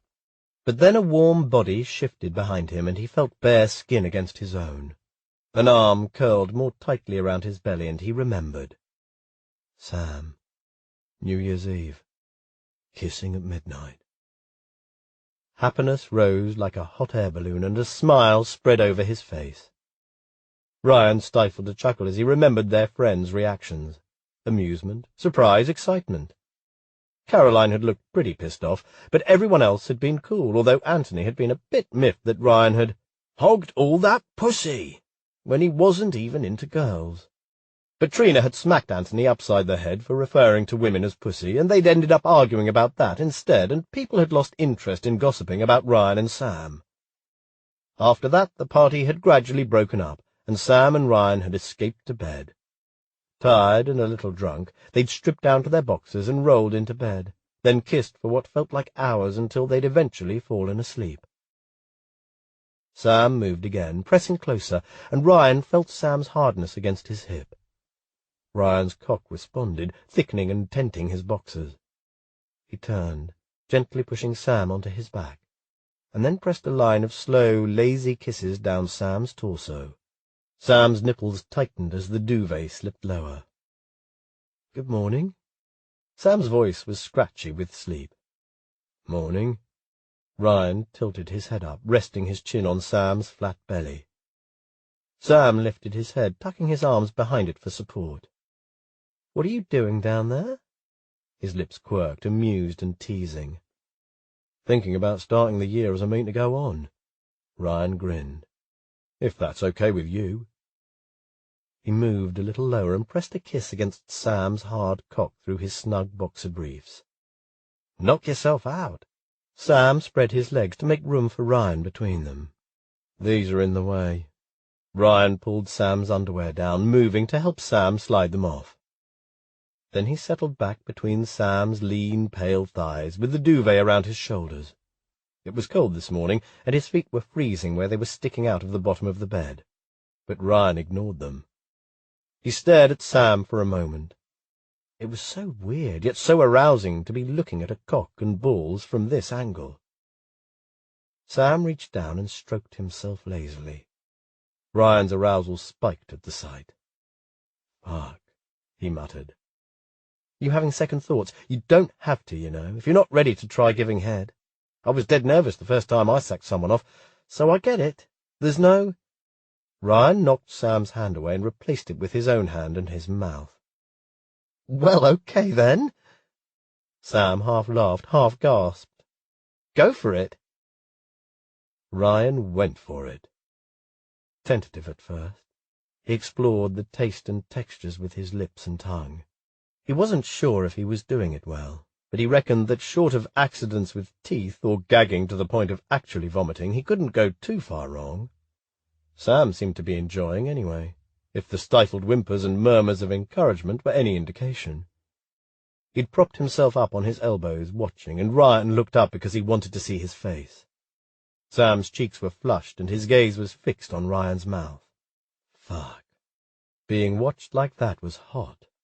Ryan pressed his aching erection into the mattress, half wishing he could get a hand to it, but his hands were busy. One stroking the part of Sam's cock that he didn't dare try and fit into his mouth, and the other gripping Sam's thigh, feeling the movement in the lean muscle as Sam tensed, muscles clenching. Sam muttered a hoarse warning. "I'm gonna come soon. If you don't want a mouthful, you'd better pull off." Ryan didn't pull off. He could always spit if he couldn't handle it. Sam groaned. "Oh, yeah!" His cock swelled and pulsed against Ryan's tongue, and Ryan kept sucking even as he felt his mouth filling with warm, salty cum. It wasn't too bad, he decided, and the sight of Sam's O-face more than made up for the slightly bitter aftertaste. He tried to swallow, but couldn't coordinate the movement around a mouthful of dick, so he pulled off and tried again. He wrinkled his nose, and Sam laughed. "Not a fan?" "It's not that bad, just weird. You get used to it." "I'd better keep practicing, then." "Feel free," Sam grinned. "You're my boyfriend now, aren't you?" A flash of uncertainty crossed his face. "So you can practice any time you like." Ryan crawled back up Sam's lean body, bringing the duvet with him. "Course I'm your boyfriend. What with us being in love with each other and everything, it would be a bit stupid if we weren't." "Yeah." Sam snuggled in close, reaching down into Ryan's underwear to grab his cock and stroke him slowly. Ryan wrapped a leg over Sam's thigh, and his foot, icy from where it had been sticking out of the bottom of the duvet, pressed against Sam's calf. Sam yelped. "Shit! You've got cold feet." Not any more, Ryan thought. He kissed Sam, holding him tight in his arms, all warm and pliant and his. And he'd never been more sure of anything in his life. This has been Cold Feet, written by J. Northcote, narrated by Matthew Lloyd Davis. Copyright 2014 by J. Northcote. Production copyright 2015 by Dream Spinner Press.